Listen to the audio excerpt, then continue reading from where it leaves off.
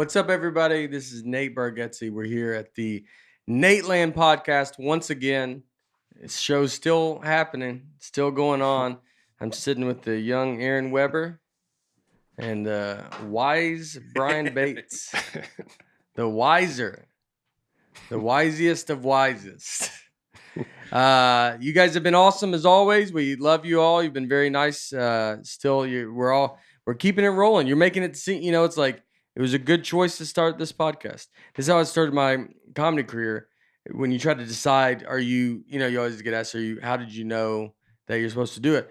And I got like CMT Comedy Stage very early, 5 years in or something. Like 5 years in, I had a TV credit. So it was like, oh, all right, I'm clearly supposed to be doing this thing. And I feel like this podcast is like that, where it's like we're 8 episodes in, and we're getting a lot of people watching, a lot of nice comments, like people enjoy it. This is 10, I think, right? 10 episodes in. Yeah. We're 10 episodes in. Yeah. So it's it's a good thing, because then we get all these people listening, and if we never grown past what we have now, we did it. We did it. And we don't want anybody else. So if you're new to this, get out of here. We already got our people. All right. As usual, we're going to start with the comments that I'd like to read through all you guys' comments. And as usual, if you don't like this, fast forward it. Or I think some people only read the comments, to be honest. Yeah. My wife's more of a fan of the comments than the whole show. It's a fun part of the podcast, dude. I enjoy doing it every week. I enjoy doing it too. And then, so yeah, it's good. And my wife's never listened past the comments. So, and she's a producer on the podcast. We just gave her something. She doesn't even know what it is. I don't either, but we're figuring it out. All right, first comment, more J881. All I can say is thank you. My wife and I are police officers in Kansas City, and in today's climate, it is very difficult to unplug from the news and find something unbiased and genuinely funny. This is a great way for us to disconnect from reality and just laugh for a while. We really look forward to every Wednesday. Thank you. And that's it. That'd almost be the bio of the show. Yeah. Honestly, I might put that as the bio of the show. That's what you want it to be. That's what this is about. That's awesome. It's if you're here for you thinking you got to make there's enough. Right. And go listen to those. Go if you want to get riled up. Go get riled up. Sometimes you got to get riled up. That's good. And sometimes, as a police officer, it's got to be in pure insanity. And just wants to go home. It's like watching old Seinfeld episodes. Yeah, it's very nice. I think we are the old Seinfeld episode of podcast. Yep. That's what a comment. No, it's the opposite. No, actually, they say it's the opposite. Peter Bridge, when Bruce told the story about the woman, I like how it's now just, it's not even. I can't even find one that calls me by my real name. Yeah. I looked. And it's just how quickly it goes in. You know what I mean? Like, it's not like where it's an obvious, we're making fun of a joke. When Bruce told the story about the woman labeling, it's just like not like a breeze. Yeah. When Bruce told the story about the woman labeling him as worried, it quite literally made me pee. Those chicks just totally nailed it. He still gives off the worried vibe. No offense, Bryce. Yeah. Worried is, that's unbelievable. Dude. That'd be the name of your album. Worried. It's the name of my life. Yeah. You really should. Your next album should be Worried. My next album. It's just you're going to have to do one now. The people are going to want to hear it. Yeah. Everybody go buy his first album. It's still out there. And, but Worried is a great name for it. I thought about that story all week. Mm-hmm. Yeah.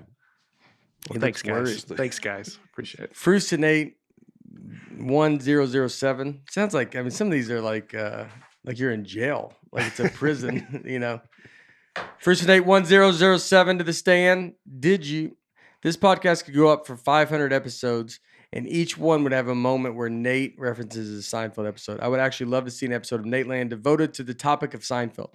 Yes, we do want to do that for sure, and we should have almost done it last time. And that's when John came in.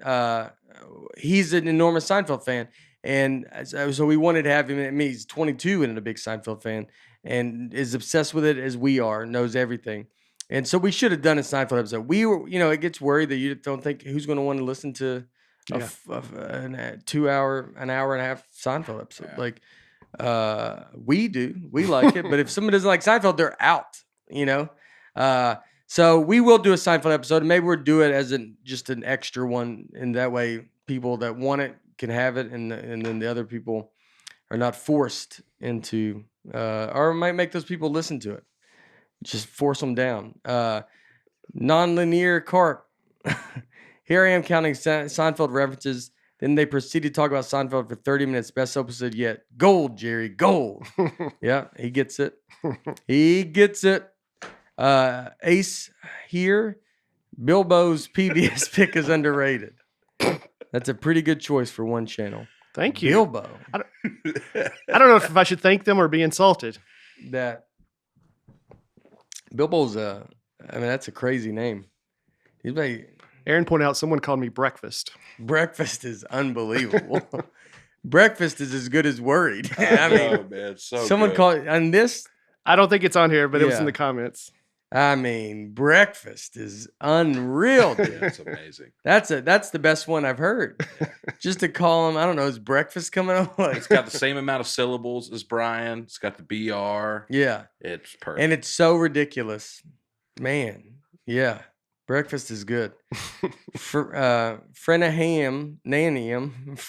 Hanium. Seriously, how did Arrested Development not get mentioned? There's so many great episodes and storylines. I agree. Yeah. Even though I was more of the first run of the Arrested Development, I didn't really give it much of a chance on that second run. I was also late to it. I was very late to Arrested Development, and then I watched it later and loved it. But I haven't really given the Netflix stuff a chance. Yeah, we should. We learned like last week the television episode. It was just kind of, sometimes when we're choosing this stuff, it can get very broad, and it can be too broad, which is not good. And so sometimes when, like last week, it felt like we were reading a lot. I was reading, a lot of information, which is all stuff that's kind of interesting. But it's like, we're trying to figure out the rhythm of this, and and we're going to slowly keep getting better and better at it. Yeah. But last week, it did feel we should have just done TV episodes, and we will. We'll make it up, make people watch it again. But Arrested Development is great. It's great. It's an amazing show. Yeah. Yeah, unbelievable show. Tanya Kovarik. I waited for an hour and 50 minutes for someone to mention Game of Thrones, and y'all just passed on it like it was nothing. Sigh. You should try it again. Best show, hands down. Has any of us watched Game of Thrones? I've never seen it. Oh yeah, I was a huge fan. Yeah, you got in late though, right? I started late, but I caught up, and Yeah. that last season, I was in. Tell everybody what happened. I was in Amsterdam when one of the big final episodes happened. Yeah. Yeah. And I found a way to watch it there. Yeah. 'cause, They don't allow Game of Thrones. well, there was like they didn't. The I mean, hotel you're at did not have free HBO. it did not Really? in Amsterdam. No. Yeah. But yeah, it's a great show. How'd you watch it? I had to go through like even online, it somehow was blocking it, but I forgot how. Somehow I found a way to watch it on my Yeah. laptop. Is Yeah. the show worth watching now, even as disappointed as people are with that last season? I think so. Okay. I think Maybe so. I'll go Yeah. watch it one day. I know nothing about it. Yeah, we haven't watched it. I watched the first. I'm not a fantasy guy. I'm not sci-fi. I'm not fantasy. I mean, like Star Wars. But I'm not. I was never obsessed with Star Wars. I'm not. Yeah. Yeah. I'm not even a big superhero. I like them. I'll go to all of them, but it's not my thing. And I try to watch Game of Thrones. I watched that first season. I just don't care. I got done with it. I need to give it another go. The other one, The Wire. Never a big gigantic Never fan seen of it. that. Yeah, I think you mentioned that last week. Oh, all right. Already in reruns. Yeah. Yeah. I didn't even listen to last week's episode, guys. It wasn't that good. We checked out. Jessica Van de Putte. When Aaron talks about how it's frustrating when you have a show you really like and just don't know anyone else that watches it, that's me and this podcast. You guys are really crushing it, though, and I love every second of it. Thank you, Jessica. That is very. She's like, you watch Nateland? They're like, what are you talking about? When they mention, Nateland's got to. It's got to be like, what? Do you watch what? Yeah. Do we? What's something? I can't think of something that I've heard about or I've watched that no one else. I watched episodes. Is that what it's called? The Ricky On Gervais Showtime? show. No, I did watch episode. That was great. Rick Gervais said that. That was a great, the great show. That was Is that- extras, right? Oh, Extras. extras. My bad. Episodes is the Showtime with Matt LeBlanc. Oh yeah. And I've watched all of those, and it's great. You know the show great? Rob Schneider's show. Rob Schneider's show on Netflix. It's about him. It's his wife. Jamie Lissal's in it. The Never comedian even from heard New of York. it. It's good. Yeah, it's good. It's his real wife. It's his real wife. Yeah. And I forget what it's called. But it's great. And I think the new season came out. It was one that I was like, oh, let me see this. And you know, I've kind of interacted with Rob. I don't really know him, but I was like, yeah, let me check this out. And then I just kind of went through it. I enjoyed it. I thought it was very, episodes is like that with Matt LeBlanc. That was a big show, but I loved episodes, And then Ricky Gervais' Extras is awesome. The end of Extras is great. It's got a very, very sweet moment to it. Yeah. One of my favorite sweet moments. And I'll be honest with you, I don't really remember it, but I just remember it being one of my favorite. Trent Stewart, growing up in a pastor's home, we had some interesting things happen. Once during service, a lady asked my dad and the entire church to pray for Marlena because she is in the hospital in a coma. We were worried sick. Come to find out it was Marlena on Days of Our Lives. Just put worried that's in great. parentheses. That's got to be, just 80s probably, right? Days of Our Lives.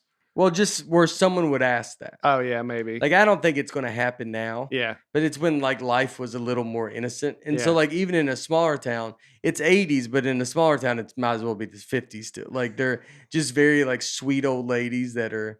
So is she implying that the woman thought Marlena was a real person? They told her to pray for it. It's a TV girl. So yeah, I'm sure she did. Okay. But or something. She was just still worried. We were worried. Yeah. Chris Evans. Oh, it's the Chris Evans, probably. Isn't that famous guy, Chris Evans? Yes, Captain America. Yeah, Captain America. So this is from Captain America. Embarrassing as a kid, I used to think that the audience laugh track in sitcoms was the laughter of other people at home watching at the same time. That's awesome. We had one of those giant late 80s, early 90s entertainment centers in our living room, 4-foot tall speakers. And I would sit up next to one of the speakers and laugh as loud as I could anytime the laugh track played, just hoping that the other people watching would hear my laugh over everyone else's. I regrettably believed that until I was probably around 10 years old, and I had friends over and tried to get them to yell stuff into the speakers, thinking other kids at home would talk back. My friends finally broke the news to me that I'm stupid.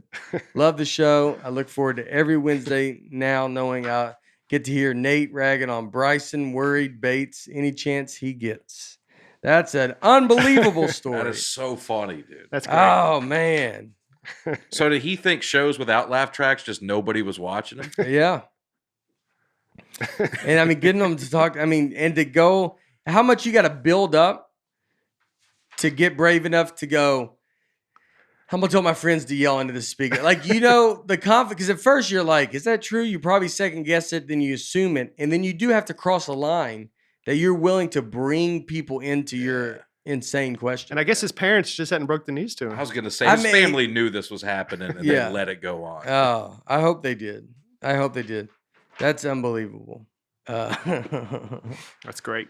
Robert, fun fact about the marine biologist ending. The episode was supposed to end on George walking to the ocean to help the beach whale, but the live audience didn't give it much of a reception. So Larry David wrote George's final, "The sea was angry that day, my friends," monologue with him pulling the golf ball out of the blowhole on the spot. Jason Alexander memorized it in 10 minutes. They filmed it and got the biggest laugh in series history. It's pretty crazy. Yeah. It's a great scene. Such a gigantic scene.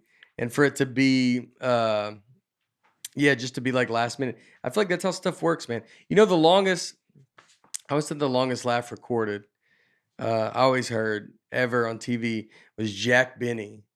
And he was comedian known for being very cheap. Mm-hmm. And so, he was on Tonight Show or Ed Sullivan Show whenever he was doing it. And he said, your money or your life. And he just looked at the camera. Like he said, a guy went to rob him and said, money or your life. And the whole country knows like, well, he's so cheap. Yeah. And that was like, it was like maybe a full minute or something. We'll have to Wow. look it up. Where it was the live audience just lost their mind. Didn't even say anything. Just a look to the Just camera. to look. Yeah. Because, I mean, everybody, that's, you know. They got it. Yeah, they got it. Zach is nobody. I just saw that West Wing is reuniting for some kind of special. Aaron is about to have a wreck any moment now. Are you going to watch the new... Are you going to watch the special? Would you watch it in the car? Or are you going to sit If at I home? have a road trip coming up, I'll have to, I guess. Yeah. That's dangerous. You Aaron. won't. I know, but say you're at home. Do you go sit in the car and watch it, even if you don't drive somewhere?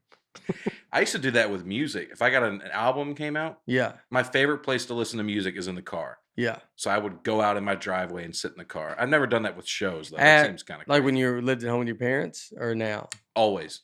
Always. Yeah. But especially I've back never then. listened to an album like that. You don't like listening to music in the car? Or we talked about this. You Yeah, don't, I mean, I like listening to music, but I've never thought a new album came out. I got to go. You go sit there for the full like hour. sometimes, 15 minutes, yeah. and you're just like listening to the song. Well, I and like that being song's alone, Yeah, and I like Yeah. having surround sound. yeah, Get the AC going. It's a Yeah. good time in there. yeah. I like that. I'm just talking about that album thing. Have you ever listened to an album full, like just to hear? I haven't gone to the car just to listen to But it. you've I've- sat and been like in one sitting. A handful of people will have albums where I got to Yeah. listen to the whole thing. Yeah.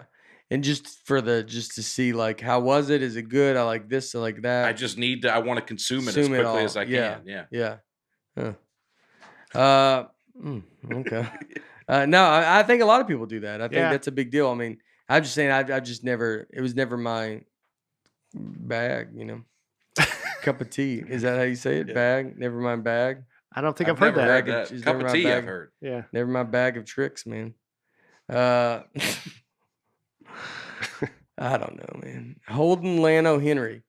How could you not mention the Threat Level Midnight episode of the Nap episode? Worst Seinfeld, The Office podcast I've ever heard. That is fair. Wow. We didn't get into it. Again, we should have got into more of the episodes. I think we will do. We could do an Office episode. Might do a Seinfeld and Office episode and compare those two, because those are our two favorite shows. And then so we can. We should have probably broke down more episodes, to be honest. Now Yeah. looking back, I'm Threat not a Level Midnight's terrible. Well, I agree. I was about to say we Yeah. did talk about it when Yeah. we talked about jumping the shark. Right. you thought the Threat Level Midnight that episode was terrible. I was not a fan of that episode. It's one of the worst with agree. Steve I Carell. skip it every Yeah. time I rewatch Yeah. it. Yeah. Yeah, when he shows it. Yeah, it is stupid. Yeah, but it was like almost leading up. You think that's jumping the shark though? Because they've talked. He's written this script forever, so they're like, well, everybody's going to want to watch this movie, and he made it. Like the idea of the episode is Yeah. actually brilliant. Like you could see when they probably thought of that. He's a script writer. He's writing Threat Level Midnight, and they thought we're going to see when we put it out, and this is going to be a gigantic episode, because who's not going to, a character on TV is written a movie, you're going to eventually want to see what he wrote. Mhm. And so in the idea stage of it, I bet it was like, yeah, dude, this is going to be enormous. Uh-huh. And I think that was a point where The Office was on the backside. Mhm. And maybe if they throw that in season 4, you're like, this is unbelievable, But that's what jumping the shark is. Throwing What? something in when it's on the backside to see if it can. Save it. Yeah. Yeah, I thought it. Yeah, I thought it's. But I to- thought when it goes from good to bad, like it just is like, yeah, But to your they point, took yeah. advantage. I don't think of it as trying to save it. I think of it as you're taking advantage of your audience, and now you're like, we can do something insane. Yeah. So let's try something insane, and then that you lose everybody, Yeah. which is probably about when you start losing people to begin with. I'll give it that episode credit. They bring in characters that hadn't been on the show in years, Mhm. Right. So he- Roy comes back. and a few others. So either they shot that, they were smart enough to shot that way back, or they just brought them back. And Yeah, so probably brought them back. They would just bring them back, right? maybe, but their hairstyles and their Oh, they weight made them look like that. and all that, Oh, they did a okay. good job with that. Makes sense. Yeah. Caleb Elliott. With every intro, Nate does he sounds. That wasn't me. Everybody. So don't, with every intro, Nate does he sound like he is not sure what podcast he's on and who is on the podcast with him? Okay. Maybe. I could see that. I mean, I read these words. I look at words. Like, I don't know what these words are about to be. So I could see it. Does that sound right? With every intro Nate does, he sounds like he is not sure what podcast he's on. Okay. A comma really would have changed the game there. Yeah. Yeah. And that's mid-sentence. Right. If I would have been, so what are you guys doing later? I was listening to this podcast. With every intro Nate does, he sounds like he is not. I still can't get it out. With every intro Nate does, he sounds like he is not sure what podcast he is on and who is on the podcast with him. Exclamation point. With him. Caleb Elliott's a very funny comedian. He opens for Sinbad. Oh, really? Mm-hmm. Oh, that's cool. Yeah, it's good. I like that guy. Oh, yeah. Yeah. I think I met him in Denver or here. I don't know. I haven't met him, but I've seen him open for Sinbad. That's funny. All right, go check Caleb Elliott out. Jesse Matheson. They should make an Aaron Weber Secret Genius T-shirt. Yeah. I think you're Jesse Who wrote Matheson. that? Your uncle? Are you a secret genius? No, dude. Have you ever had your IQ tasted? IQ tasted. Have you ever walked into just a glass door? Or no, you always see it. Is that what being a genius is? Yeah. Being able to see glass? Yeah. Do you always see We it? have a very low level of Yeah. genius. Yeah, well, by that metric, yeah, I'm a genius for sure. You've never walked into a glass door. I've walked in all kinds of stuff Yeah.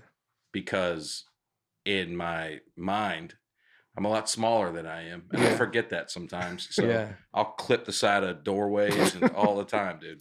I think that's genius though, because a genius does dumb stuff like that. That's how you know. Okay. Because I'm really good at because all I got is to be aware of my surroundings. So my wife's uncle, we went to go, this was whenever, 5, 6, 7 years ago. We all go eat with her family and we go to this restaurant and he's like 6'7" or 6'8", huge. And we get done, we're all sitting there eating. They go to leave. It was like a Sunday, like after church, like, it was like that kind of vibe. Like it's hot outside. Everybody's wearing nice clothes, like, and we're eating. And then they go to leave and he's an older guy. And walks out the door and it's a door. And I mean, look, I get it. It's a door with just glass. Like it doesn't make sense that the glass is there. And man, he just boom, just popped it, dude, with his head and just was like, and you heard it.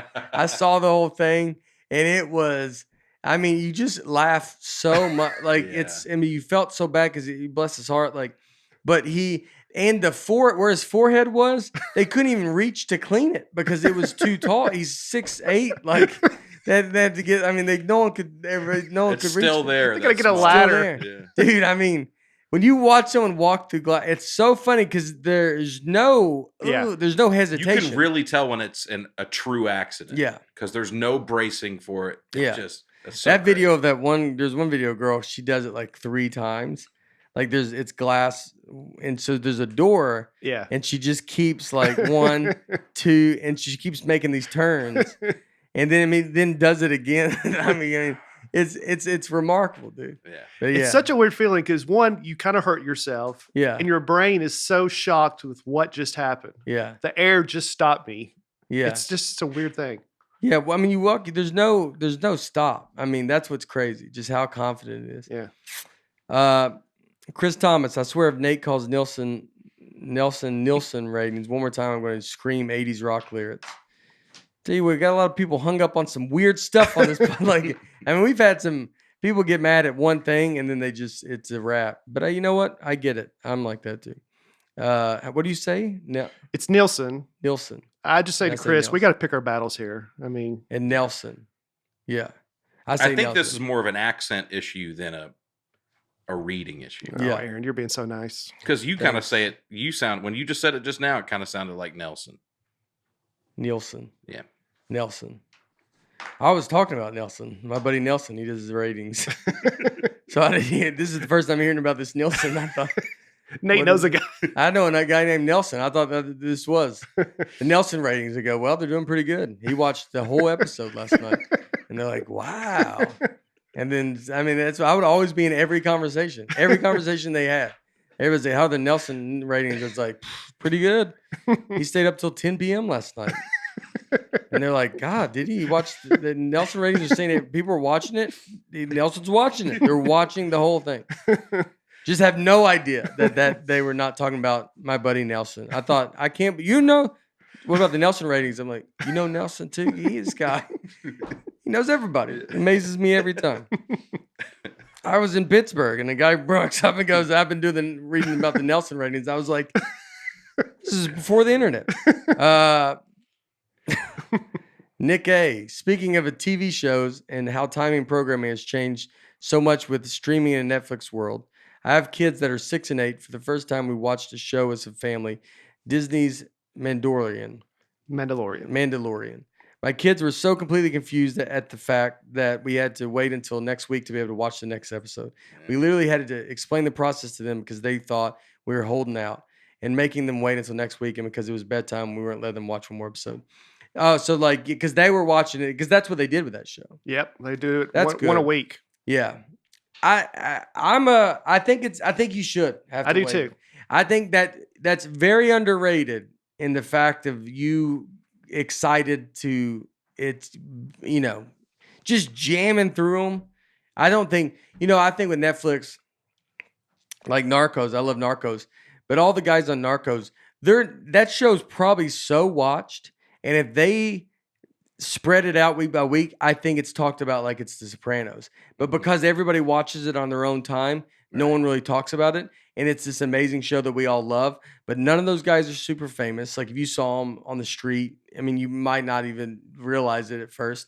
But if they aired it every other week and it was a must-watch TV thing, then those people would be super famous because people would talk about it. But you can't talk about Narcos. Now you can't talk about anything because you're like, do you watch Narcos? You're like, I haven't seen it yet. Ah, all right. And you got to find a guy that does. And then that guy gets done. Is like, I want to talk about Narcos. And you're like, I don't care, man. Yeah, like Ozark's got one more season and I'm looking forward to it. But by the time I get up that morning, somebody's already going to watch the finale. Yeah. And they'll be tweeting about it. Yeah. I build on Ozark. I need to probably give it a go. I'm surprised you said that about Narcos. To me, Narcos is a show like we were talking about that no one else watches except us. I think Narcos is the most amazing show, but I like that stuff. But do you think a lot of people watch it?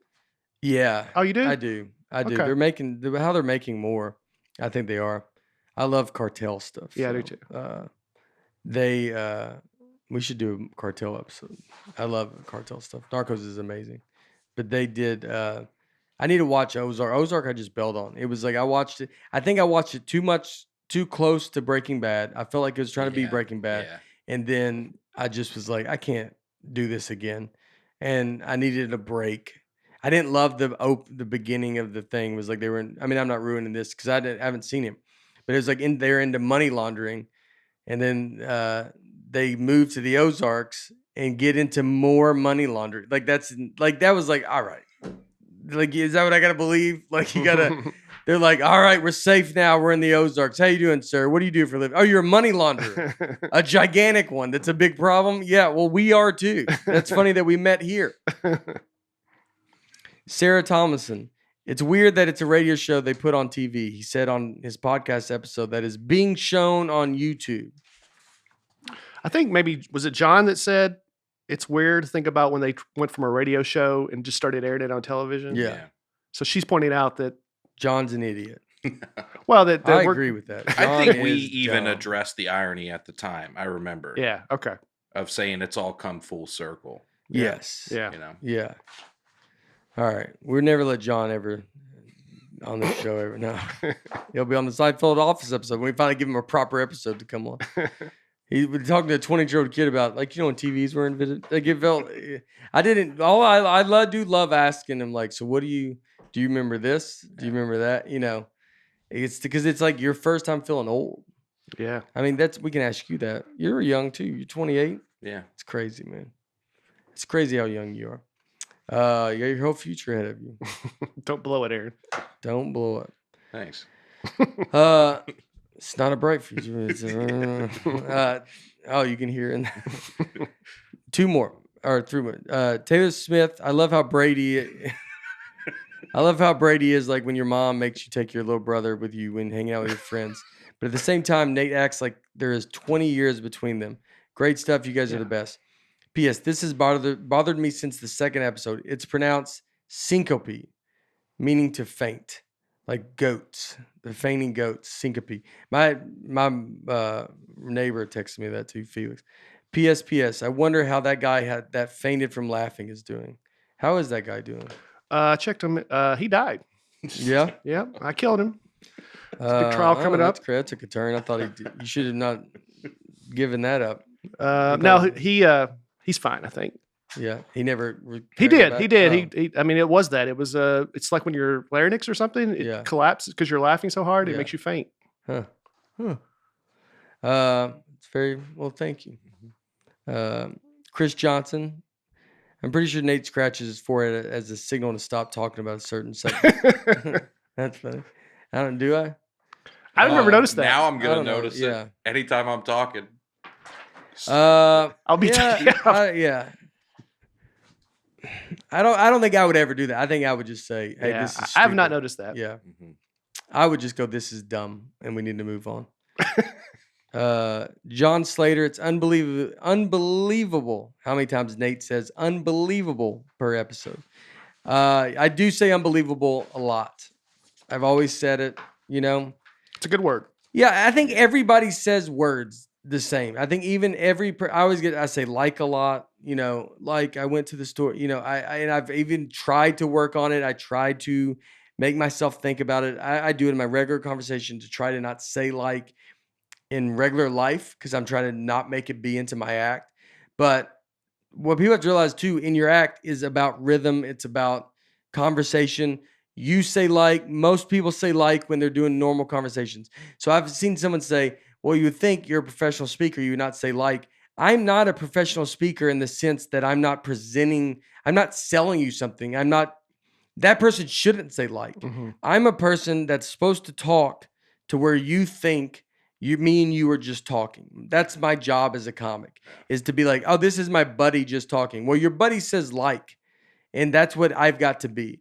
So it's like, that's where that stuff says, and unbelievable. I do say it a lot. I am conscious that I try not to overly do it, but you know, it's unbelievable that guy said that. You know? Like, yeah. I was thinking my neighbor Dwayne was saw him walking this morning, and I was like, "You listen to the podcast?" I mean, I like yelled at him like he had, and he's like, I am crime episode. He's a little behind. I go, we've done 50 more, Dwayne. And then, all right. So this episode, we get asked a lot about comedy, about, you know, stand-up comedy. So we're just going to do it. We're going to dive into stand-up comedy. We're going to do a stand-up comedy episode, and this is going to be that episode. And we're going to start it off this video. Last week we didn't do a video either. I forgot. We had one of Aaron's videos, and we forgot to play it. We forgot. I don't think it was good. And so I think we did Aaron a favor. Yeah. You know, that's what a lot of people said. Yeah. Okay. We just kind of forgot because we had a guest. It was a new thing. There's a lot going on. There's a lot going on. Holly was losing it, the dog. My wife was gone again. And that messes everything up when she's not here. So this week we got a video, and the video is a little sketch video I shot during COVID with my neighbors. And it was, you're able to see what it is trying to do stand-up comedy during COVID times. It was a fun little just sketch video that we've never put out. And this is the premiere of doing it. We shot it with my daughter, Harper, the other kids. And with this group, we've all quarantined together. We were a cul-de-sac that's quarantined together.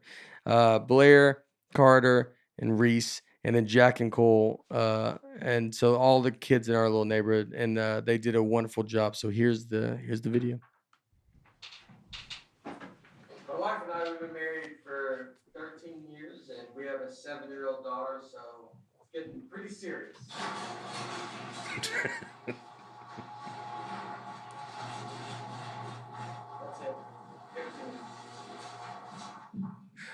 it. So my daughter was 2 years old. We took her to Disney World.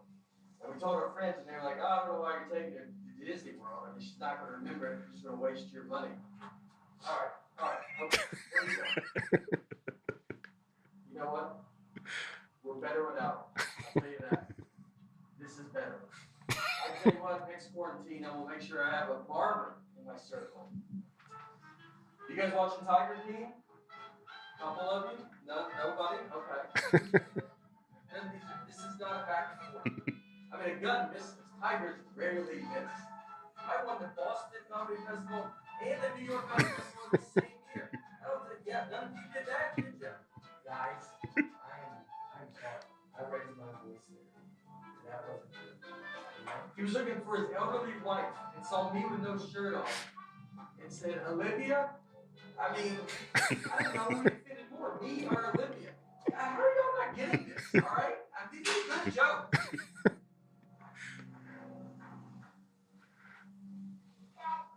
You hurt my dad's feelings. Please laugh even if it's fake.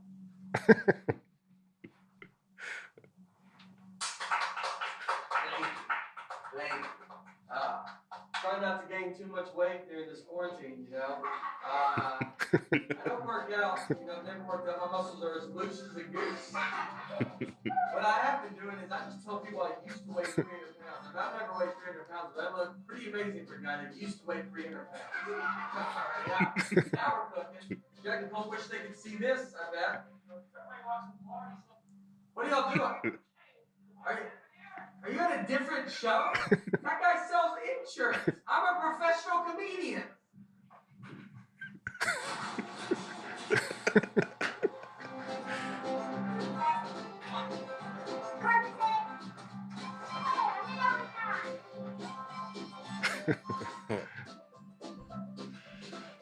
All right. There was it great. is. Yeah, yeah. Pretty not That bad, was really right? funny. So the idea was the Tonight Show was trying to look for stuff, and they talked to me about like trying to shoot something, and then I came up with this idea. And I guess they were like, "No, That's very funny, though. not having it."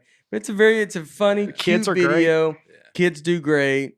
Doing comedy during the COVID times. Got a couple golf sets back in my golf clubs.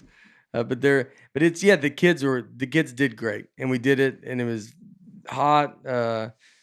Bates edited that together, put the music. If you don't like it, you know where to complain about it. YouTube will flag it. But it was he edited it together. I mean, it's a very cute, fun video. Yeah. And if you're listening at home, you can go. We'll post it on the socials, so you can go find it. So yeah, that's stand-up comedy. All right, everybody, we're just bell on this episode, and that's how you do stand-up comedy. Also, we're gonna have Bates take the lead. Oh, I think it's a lot for I think people can handle me reading the comments, and I think past that, it gets a bit much, So I get it, guys. I'm dumb. Is that what y'all wanted to say it? So Bates, take it away. All right. So today we're talking about stand-up comedy. That sounds like you're doing a project. That sounded just like a student, did it not? Okay, today, stand-up comedy. All right. You want to take it back? I don't know. I think I bring flavor into it. He didn't, but go ahead. Read All right. it. 3 words in, and I'm already struggling. All right. First, we'll do a brief history of stand-up comedy. There's a podcast called The History of Stand-Up. If you haven't listened to that, I would recommend it. Most of my information here came from Wikipedia. But basically, 1930s. Stand-up comedy's been around to some degree since court gestures. Mm-hmm. 1800s. Is the idea, yeah. But you'd probably be like, they don't count them as stand-up comics. That's like nowadays, like being like, I'm an improv. You're like, we're not doing the same thing. Yeah. They're like guitar comics back in the day. Court gestures. Yeah. Like, what would be their competitor? Like a juggler? Like if you're a court gesture and the juggler's like, oh, like we hang out, we do the same thing. And you're like, all right, dude, take it easy. Yeah. You're a prop comic. Yeah. So for modern stand-up comedy, like 1930s to the 50s kind of got a start. Some of the big names, Mobs Mabley, Jack Benny, Bob Hope, George Burns, Fred Allen, Milton Berle, and Frank Fay. And they got their start in either vaudeville or on the Chitlin circuit. Vaudeville was up. Chitlin serves Southern, right? Or no? No, I think that's black comics. Okay. The Chitlin circuit is? Yeah. So so that's just black rooms, Uh-huh. and then vaudeville is Jewish. Wasn't only Jew or is New York? We're already in I trouble don't on this think- game. Yeah, this is. don't I've thi- never heard of vaudeville being a Jewish thing. yeah, I thought it I was thought it just was kind New of. York, Yeah, I think it is. Yeah. and then I think it was and all Jewish people are from New York. Not like. Is that Are you fair? mean like Is like that fair to say? like Is the, that right? like the Hamptons?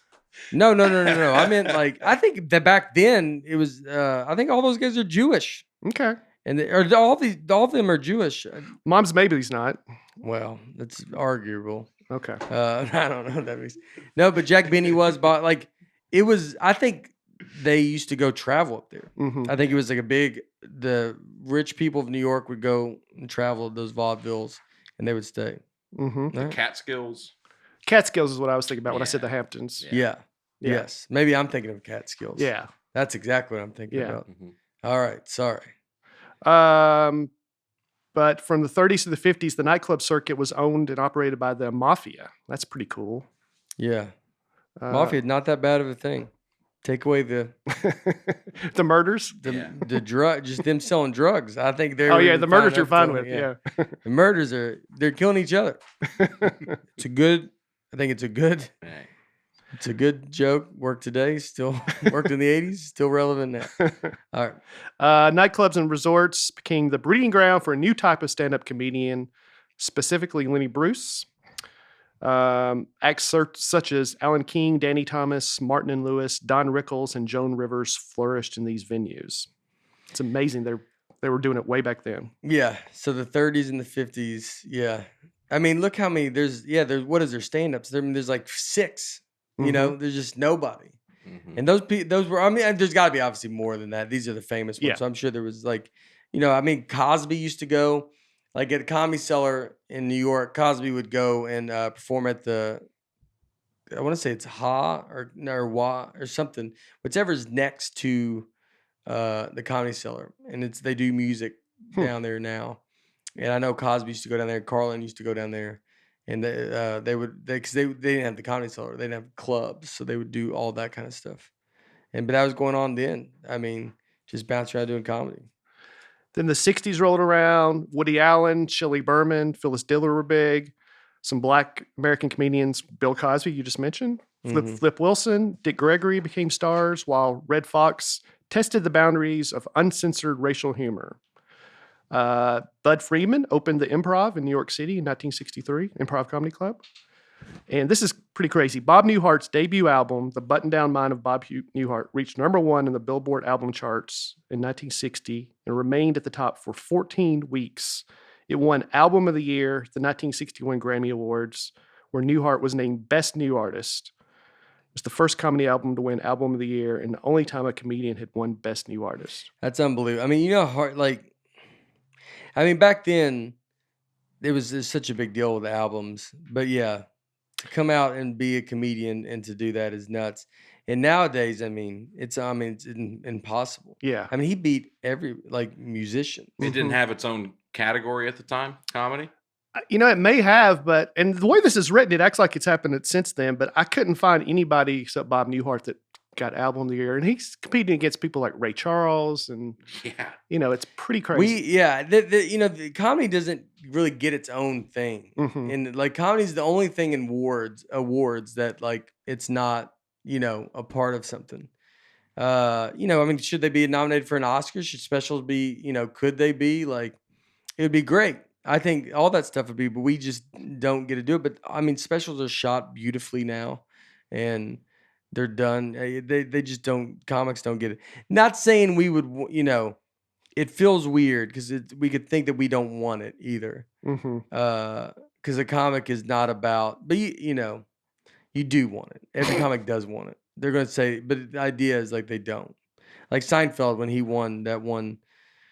HBO gave him an award, and he was like, "No one wants this award." It's we want to be in the back of the room, and make fun of it. But he obviously wants. You do want that. You want the accolades of Yeah. being that good. It's also easy to say that when you're already Seinfeld.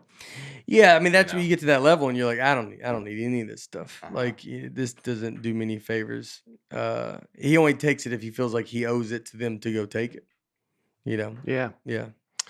That's then- unreal, though. yeah. I'm a big we talked about the New Art show Yeah. last week. Yeah, that's oh, what was it? Oh, my mom wanted me to say something about last week. The Who Shot JR. Yeah.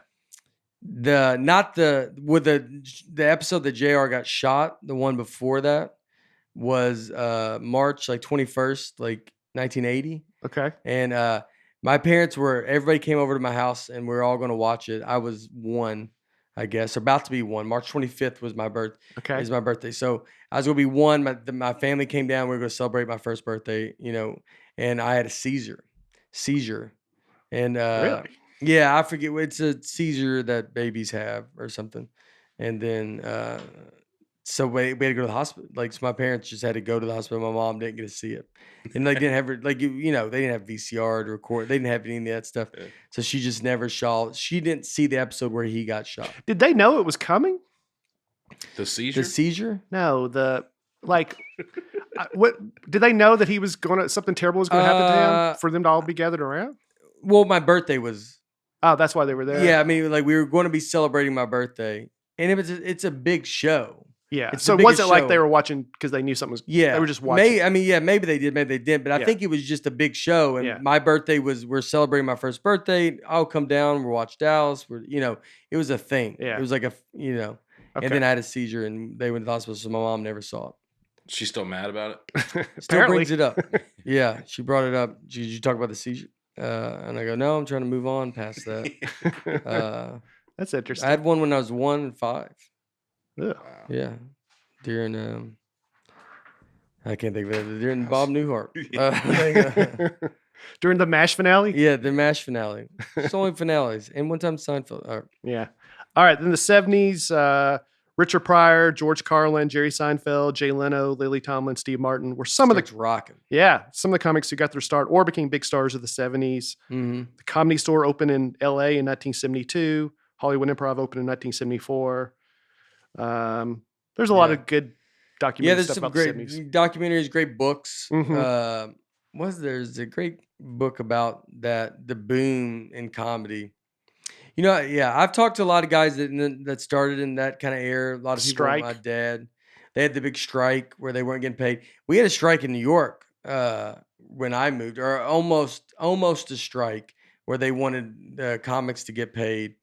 With Ted Alexandro put it together. I just moved to New York. It was 2004 or 5. I was handing out flyers at Boston Comedy Club, and they would have meetings, and they wanted the pay to go up. So to do spots in New York City, you would. Am I jumping ahead? Should I be telling this later? No, it's fine. So to make money in New York City, how they all make money is you do spots. And so when you do shows in New York City, it's not like on the road. So if you're living in Kansas City at the Kansas City Improv, there you go watch a headliner, an opener, and then a MC. Mm-hmm.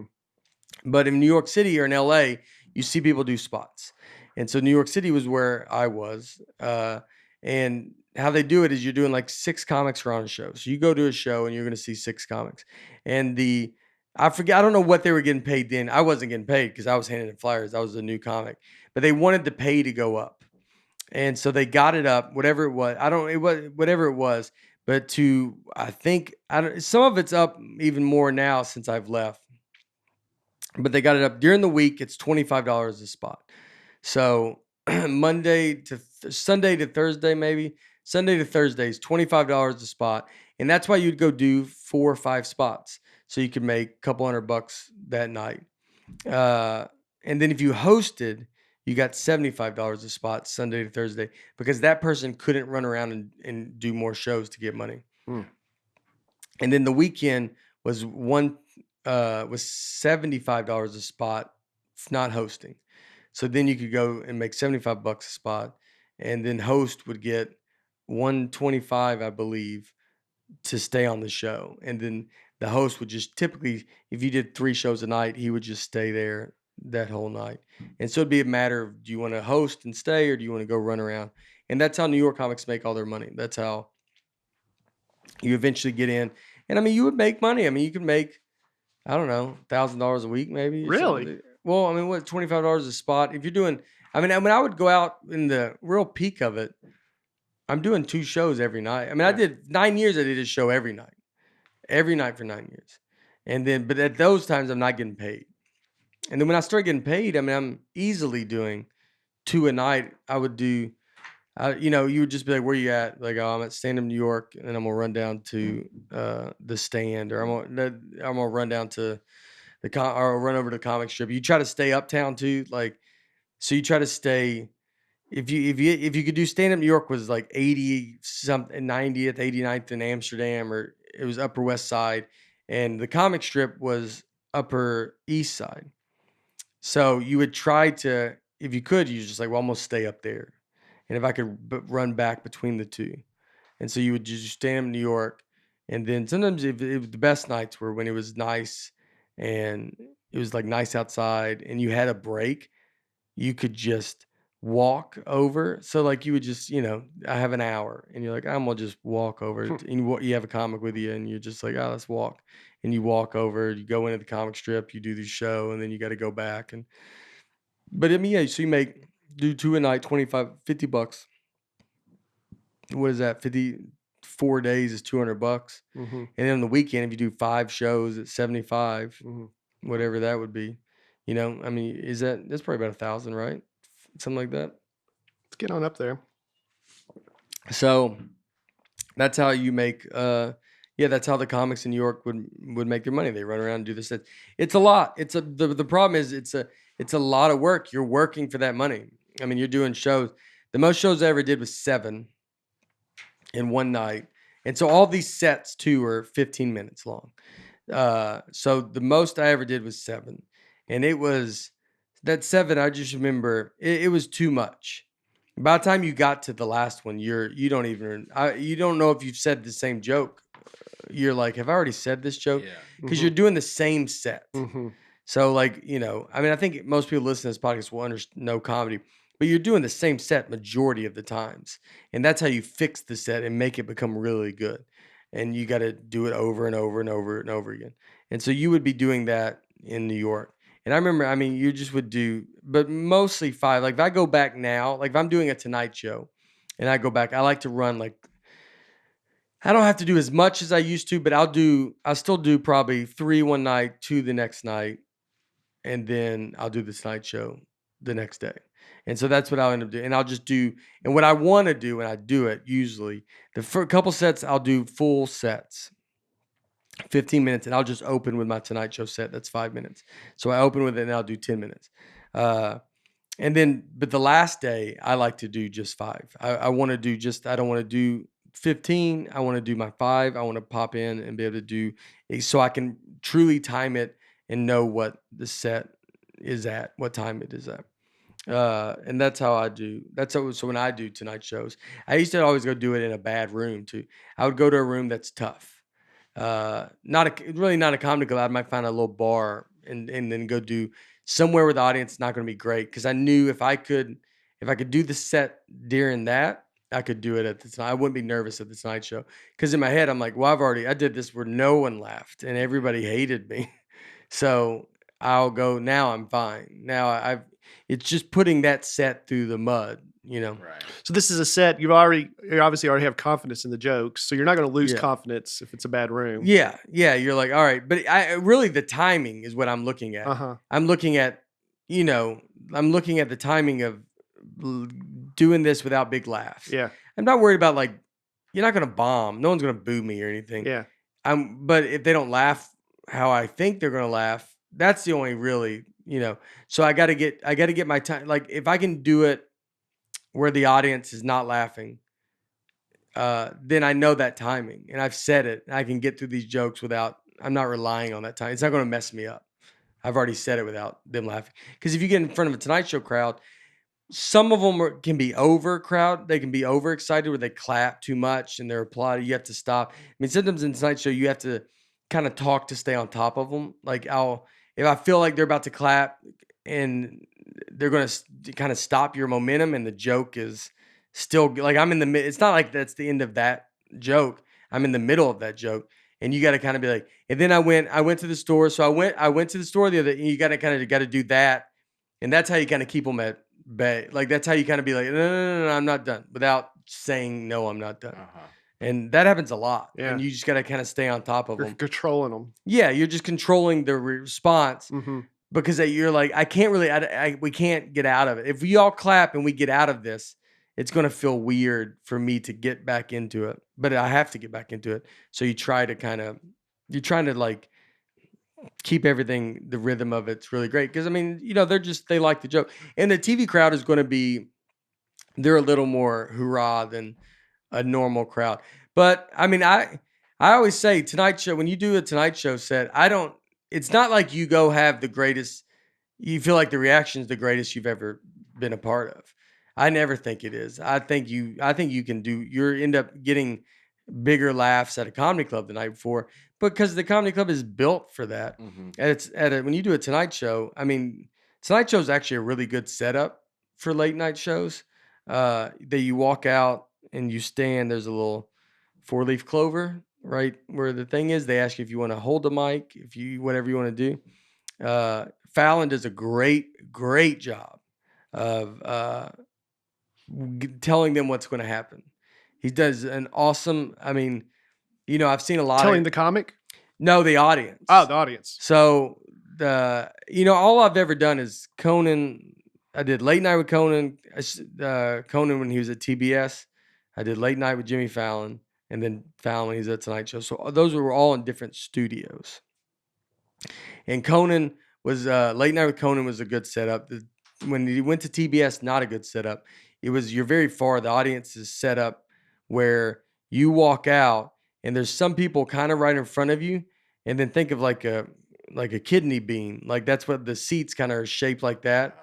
It kind of goes that way. So someone's really far away from you. Like a lot of people are really far away from you. So the audience is not kind of on you.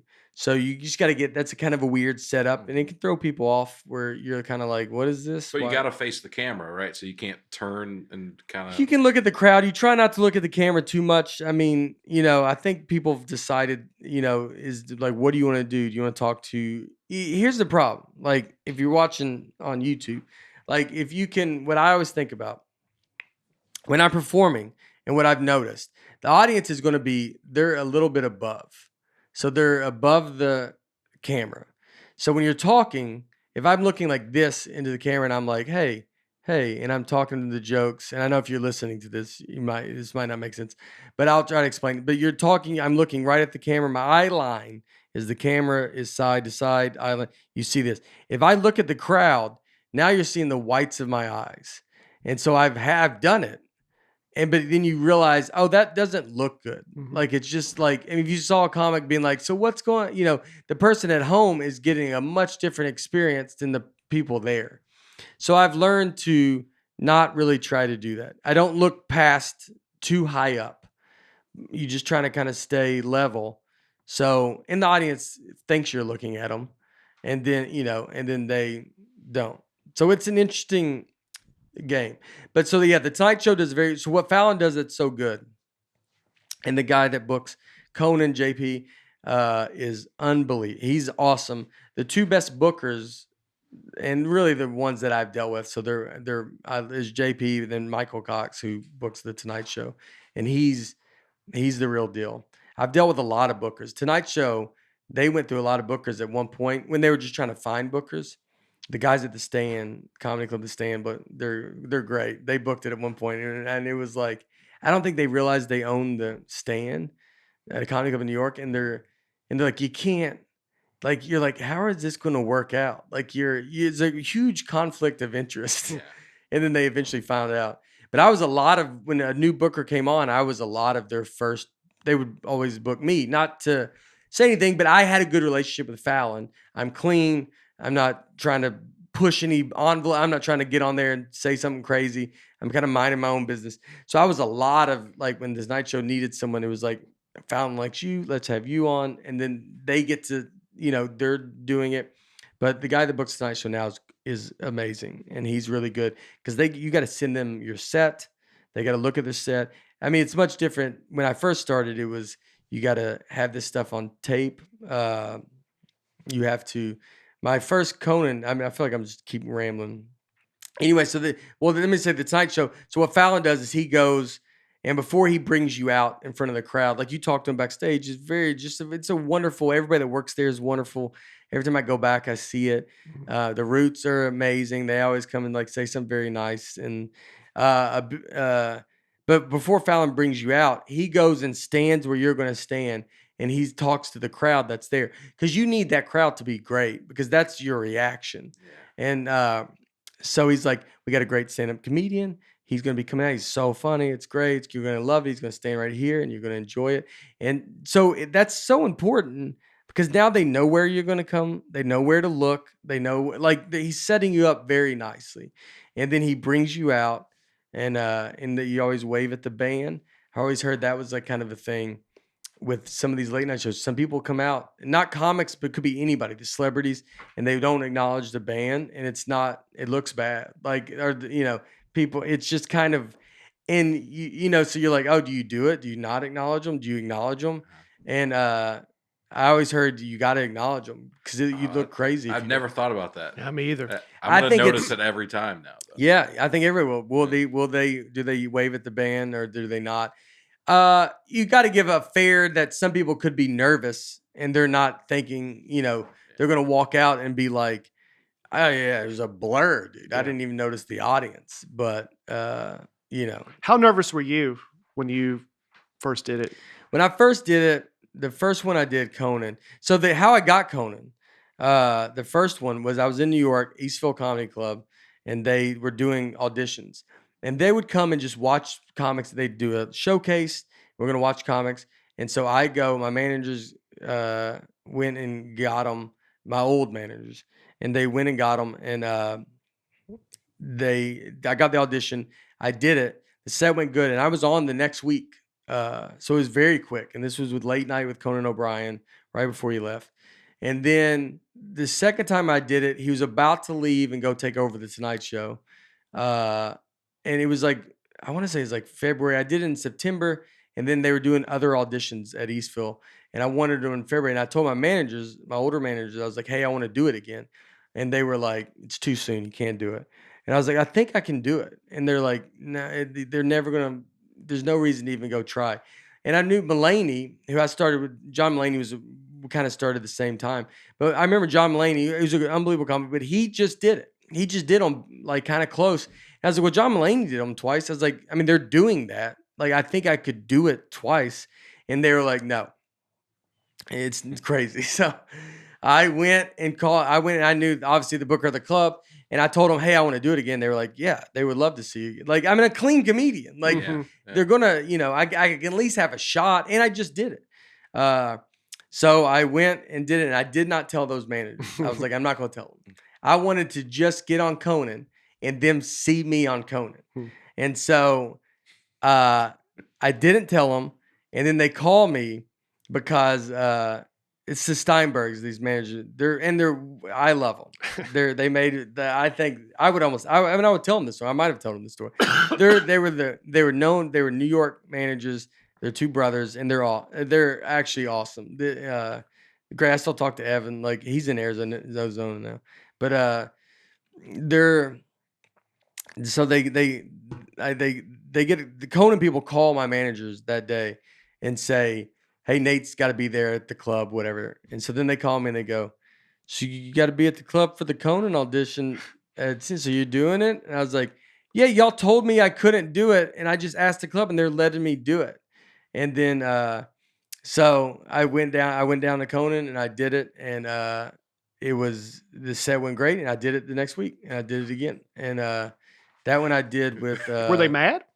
No, they were happy. They don't care. Like, it's like they're like, whatever, you did it. Good for you. But you were hoping they just turned on the TV that night and saw you back on it again. Oh yeah, that was what I was going for. And if I would have known, I didn't know that they would have called and said, here, tell Nate what time we're coming.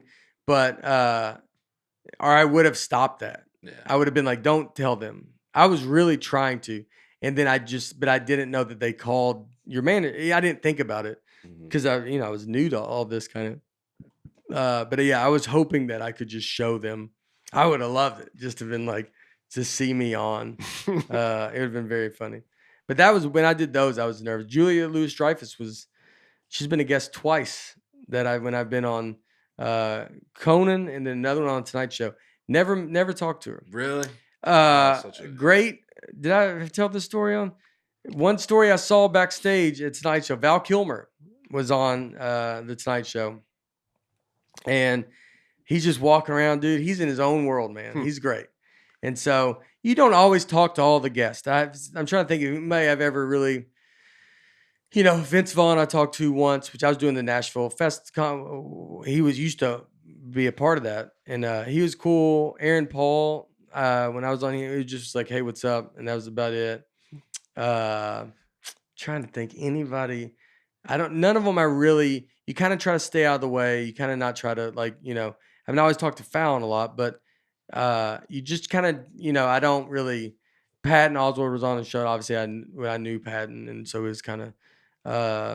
But most you don't. It's just I don't really mess with anything, and so Val Kilmer's on the show, and he just keeps walking. He just kind of walks around into every room, and then so it's I think I talked to him for a second, but not much, and he and Julia Louis-Dreyfus is there. He just walks into her. I just see him walk into her green room, and she's sitting there, and she's like, "Hey, Val," and he's like, "I'm getting married in 2 months. You're gonna come," and then walks off, and that's it.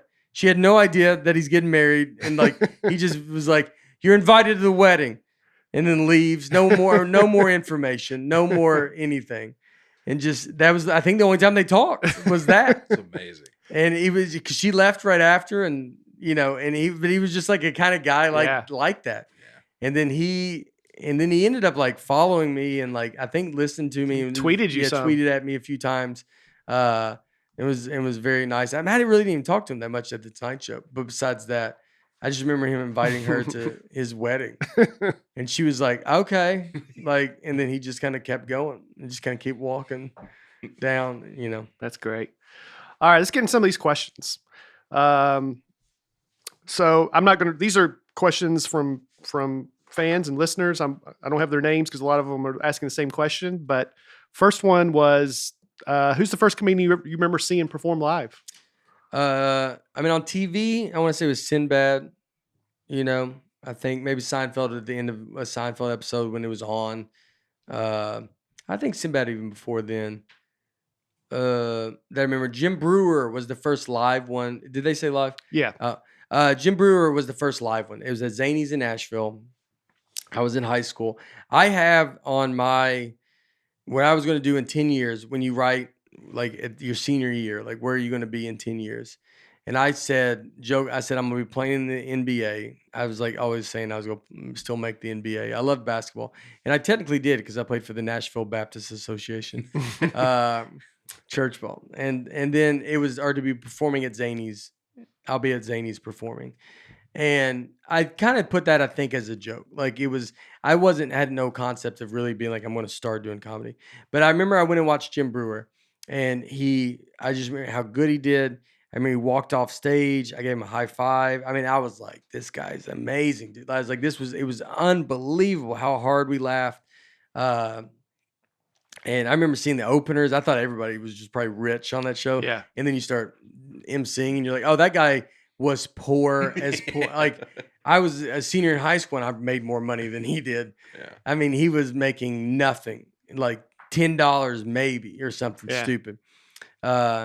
So yeah, Jim Brewer was the first one, and I got to work with him. I've been around him a few times, but we never talked a ton. Uh-huh. But I'm still a gigantic Jim Brewer fan, and Jim Brewer is very, very funny, very unbelievable comedian. A little underrated in the fact that he doesn't get the clout that I think he deserves. He's up there with all the tops, and he's an awesome, awesome comic. I remember going to Zany's when I was in college, so this is early 90s, and I don't remember his name, but he's the guy from the movie Major League that's Bob Uecker's sidekick, the color commentator that never comments. Have you guys seen Major League? Yeah, I can't put a face to that. Yeah, that's his shtick. He never says anything hardly. And Okay. He's Bob Uecker. He's a stand-up comic. He was very funny, and we got to meet. He stood by the door after the show selling merch. Yeah, and I was blown away that I got to meet this guy. Yeah, I thought it was the greatest thing ever. Yeah, what was yours? saw Brian Regan Yeah. in college. It's the Yeah. first live show I ever saw. Yeah. Yeah. At Notre Dame? Yeah. I saw Brian Regan open for Jerry Seinfeld once. Really? Here at At TPAC? TPAC, yeah. Yeah, I was there. Was it 2003? Yeah. It's a I was decent there. show. Yeah. I didn't know who Asked Brian for Regan money was. It was I didn't know Brian Regan was either. And I flew back. That's when I started comedy.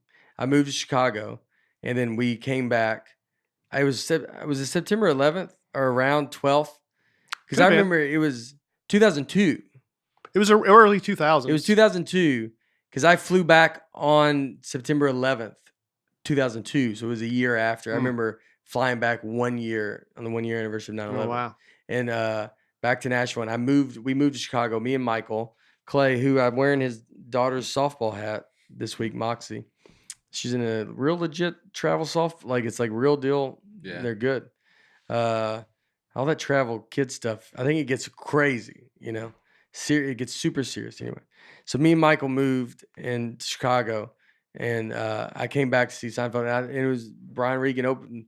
I believe Brian Regan opened for him. It's funny is I remember the opener being super funny, but you have no concept of what's happening. Like Yeah. now, since I'm in this world, I understand it so much. And like, you're like, how do these people not know? Yeah. Like there's people that come to shows and they don't know that there's an opener. Yeah. Gonna be Still. there. Still. But like, I think I could have been that person. I mean, if you're not going to a live show, I think stand-up comedy is a lot more mainstream now Mm-hmm. than it was then.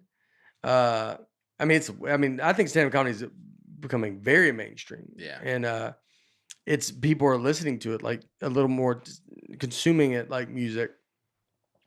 But then, yeah, I didn't think about it. And a lot of stuff was I just never thought stuff through. I mean, that's why I can't I was the read. same way. I have friends now. I'll say, who are your favorite comics? And they'll name some people. And I think those comics are terrible. You don't know what but Yeah. I was the same way before Right. Name the comics. I got into stand-up. Me. Yeah, Aaron. somewhere in the room. Yeah. Yeah. Yeah. But you mentioned you how cool it was that you got to meet that comic. Yeah.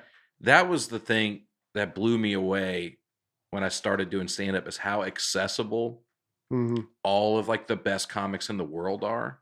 Mm. I was like 4 months into comedy and I met Ralphie May. I Yeah. was like, that's unbelievable. Yeah. It's unbelievable. It's like picking up a guitar and then you meet, Eric Clapton in a Mhm. couple months. It's Yeah. insane. Yeah. Yeah. So that's well, always comparing been- Ralphie May to Eric Clapton's a little. Well, I'm just Rest in peace, Ralphie. Ralphie was a wonderful guy. This kind of okay. Go ahead. No, I was just saying that. I was going to say. So the kind of segues into the next question. Which comedians have influenced your career? Influenced my career. So it's some weird ones that are not going to be probably normal, but mine. The beginning, Big J Okerson and Kurt Metzger, they're very dirty comics, but two very close friends of mine. And we just moved to New York. That's the great thing about New York is when you go move in, you just kind of hang out with guys that it's not like you're hanging out with me and you are probably the closest act that our acts are clean and whatever. I mean, even probably all of us are kind of the closest where we're like, you would think, oh yeah, I could see those comics hanging out. Usually the acts are pretty different. And I think it's really New York. The acts were very different. Mhm. And so you're hanging out with guys that are filthy and like, because it's like, those are just your friends. And so, I mean, Big J, Kurt Metzger, they were huge influences on me because they were just right above me and just how funny they were. That was the first time I moved and I saw these guys. No one knew who these guys were. I mean, we're all basically kind of still starting. And I was blown. I was like, God, dude, these guys are so funny. Like it was unbelievable just being like, you've been doing comedy 4 years and you're just like, dude, like it's nuts. And you're seeing these guys. And that's being at Boston. Dustin Chafin, the guy I started with, he would run it and like it was, and he's a comic too, but we would all be there and just all beat him. Like I wouldn't take that time away at all. Like with being at Boston Comedy Club, it was amazing to get to watch all these people. Bill Burr, Patrice Burr's probably the biggest as far as not saying act wise. I don't think people affect you as far as the way you do your act. Mm-hmm. They affect you in the way that you how you get excited and how you like kind of go across what I need to do to get to How you make approach comedy. how you approach comedy. And so like seeing like, I mean, David Tell, was a big deal watching how funny he was, but like Burr was a big deal because I saw Burr, I think I've talked about this before, but like Burr's paths to me Mhm. was I watched him. I remember the Philly rant before it happened. I remember him telling us about it, like right when it kind of blew up on YouTube, and he's like, he was like telling us about the show. I remember watching Burr's HBO One Night Stand. I mean, I knew Burr doing his first Letterman when I almost handed him a flyer because I did HBO Crashing was how I started with Pete Holmes, and so and then he almost handed him a flyer and and he's like he's doing Letterman for the first time, and I mean I remember that, and then so I got to watch him. I remember going to watch him at Caroline's headline. There's 30 people there to then the Carolines being mad if you asked if you could go watch him because you know how busy we are this weekend. Bill Burr's here, like, and how that is. I mean, just like seeing Burr to Town Hall, that's great. Me and Soder went to Town Hall to watch Burr when he first did Town Hall, and as it was like kind of knowing him at that point. I think he would always be like, "Yeah, Nate," he would know me, and I'd always still introduce myself to him. He's the biggest to me just because I've watched all his success and just seeing it was like, God, this is there's a path. There's a way to do it. That guy's doing it. That guy is unbelievable. I mean, dude in Town Hall with me and Soder and sitting in the probably fifth row and watching him at Town Hall to then I performed at Town Hall last year is pretty wild. Like it was I think 10 years to the almost weekend. I was here watching Burr, then I was doing 2 shows. Wow. And it was, I mean, so and I remember someone yelled at him and I remember all this stuff. And I remember how big that place was. And then, and then you're there and you're like, so Burr is a huge influence for me. I mean, Gaffigan too. Seinfeld's Seinfeld's the biggest. Seinfeld, I moved from Chicago to New York because I watched Comedian. I'm obsessed with Seinfeld. Seinfeld's the biggest deal to me. I had the last time I'm gonna tell you, I had it memorized. So everything about that guy, I don't do my comedy as much like him. I mean, some is observational, but the way I tell stories, I talk a little looser than him. He's very more, he could write his out word for word kind of. But everything that guy's done, Seinfeld's obviously number one. But all that stuff changes when you move to New York. Once you're in it, like whatever your heroes are, I mean, they're just so far up there that you're not gonna like. I mean, Seinfeld. I'm not meeting Seinfeld. I'm not hanging out with him. Mhm. But like Burr, I was getting to kind of get to know not like we were best friends, but I was getting to, like I could go talk to him. I could ask that guy a question, and so like getting to sit and watch from a distance him, Burr was the biggest. But Seinfeld, still never met him. And I mean, that's it. He's the last. He's the last. He's the one. last of your guys that you. Last ones that I want to meet. I mean, almost anybody. Yeah. I mean, I would love to meet like Tiger and Michael Jordan. Yeah.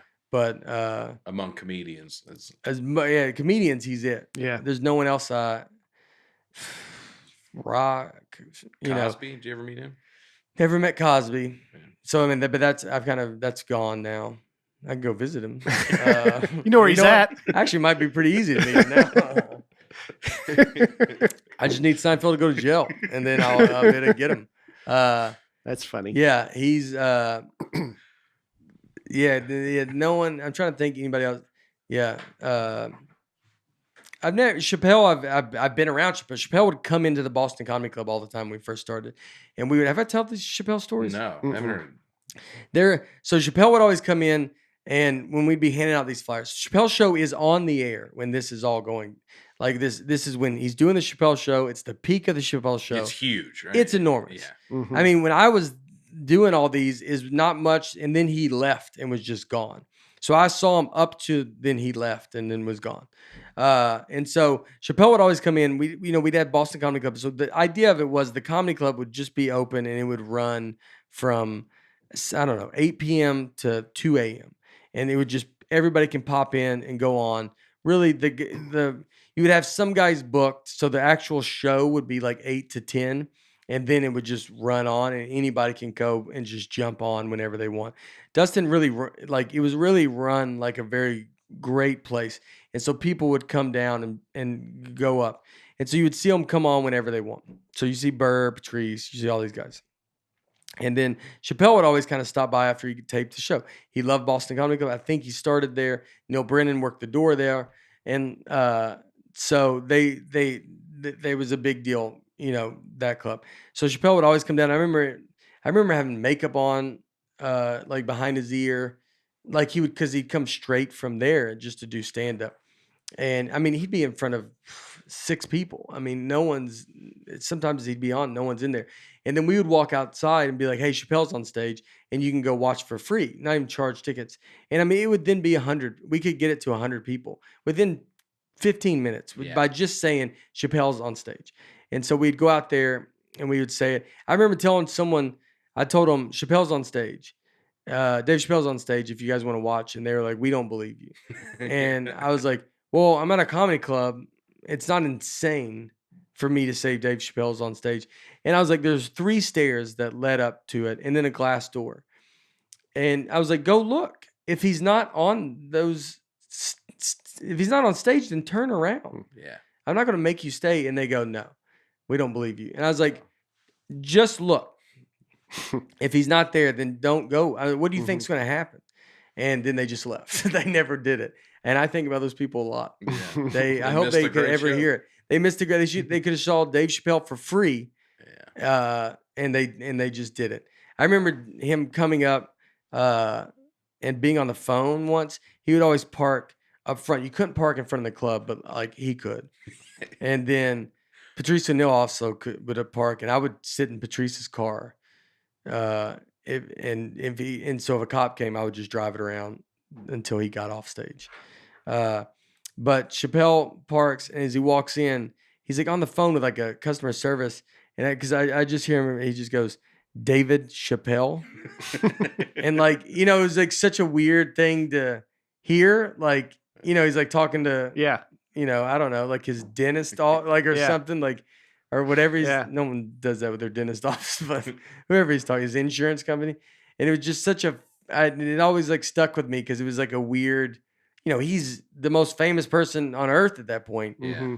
And just being like David Chappelle. In fact, he said David is what's even crazier. Yeah. Well, he's giving his name to something. Maybe he's buying a plane ticket or something. So it was like such a crazy thing. But then I remember, like him just being on stage and him going on really late. He hosted a show one night where he just was like, oh, there's other comics on it. I want to go. The coolest moment I saw at the comedy, so he would do the Comedy Cellar and he would go on very, very late and then do long sets. He was kind of starting to talk for 3 or 4 hours and would just bump all the other comics. And I mean, it was cool, but then some comics, it would start to get annoying. I wasn't to the point of, he wasn't bumping me because I was such a new comic. But the guys that were working were like, every night, dude, you're doing 4 hours. Like, we all need to get on stage. And the comics would get paid, but they just wouldn't perform. And so it was a mix of like cool but then becoming not cool, whatever. And he was not being a jerk about it. It's like, that's the deal, man. He got that famous. He gets to do that. That's the best. That's what you're trying to do. Right. I want to walk in and they go, you get to go up next. That's my goal. Yeah. I mean, I got bumped by everybody. I mean, I got bumped. Louis C.K. bumped me one night. I was running my Tonight Show set. Actually, this wasn't even this was when Louis C.K. hosted the SNL. And I was running my Tonight Show set. And then Louis had to come in to run his SNL monologue. So Louis went on first, and then I went on after. And so he bumped. My Tonight Show is not as big as hosting SNL. I remember Seinfeld coming in. I remember Seinfeld bumping Gaffigan. Because your biggest fear when you'd be, like, some nights you'd be running the show at Boston. And I was like, what do I do when, what if Chris Rock and Chappelle walk in together? Yeah. Who do I say is going up? Who do you go, all right, Rock, you're first, Chappelle, you're at? Like, I was terrified. of like who Did like that ever happen? Do you ever get that dilemma? no, but I learned it's never to that level. You'd get it with like the Bill Burr or Patrice O'Neal walk in together or something like that kind of level. But I learned that you just let them kind of decide. So who wants to go first? And you just throw it to them, and they could be like, I don't know, you go, because it's you don't want to be ranking. But I thought you had to rank it because you would get to that level of you could have someone sitting in the back room or the back row, and like he doesn't get to go on yet because it's like a guy that has no credits, and you're like, well, this guy walked in with 2 TV credits, so he gets to technically go before you. So you would get to do that. What was I talking about before that?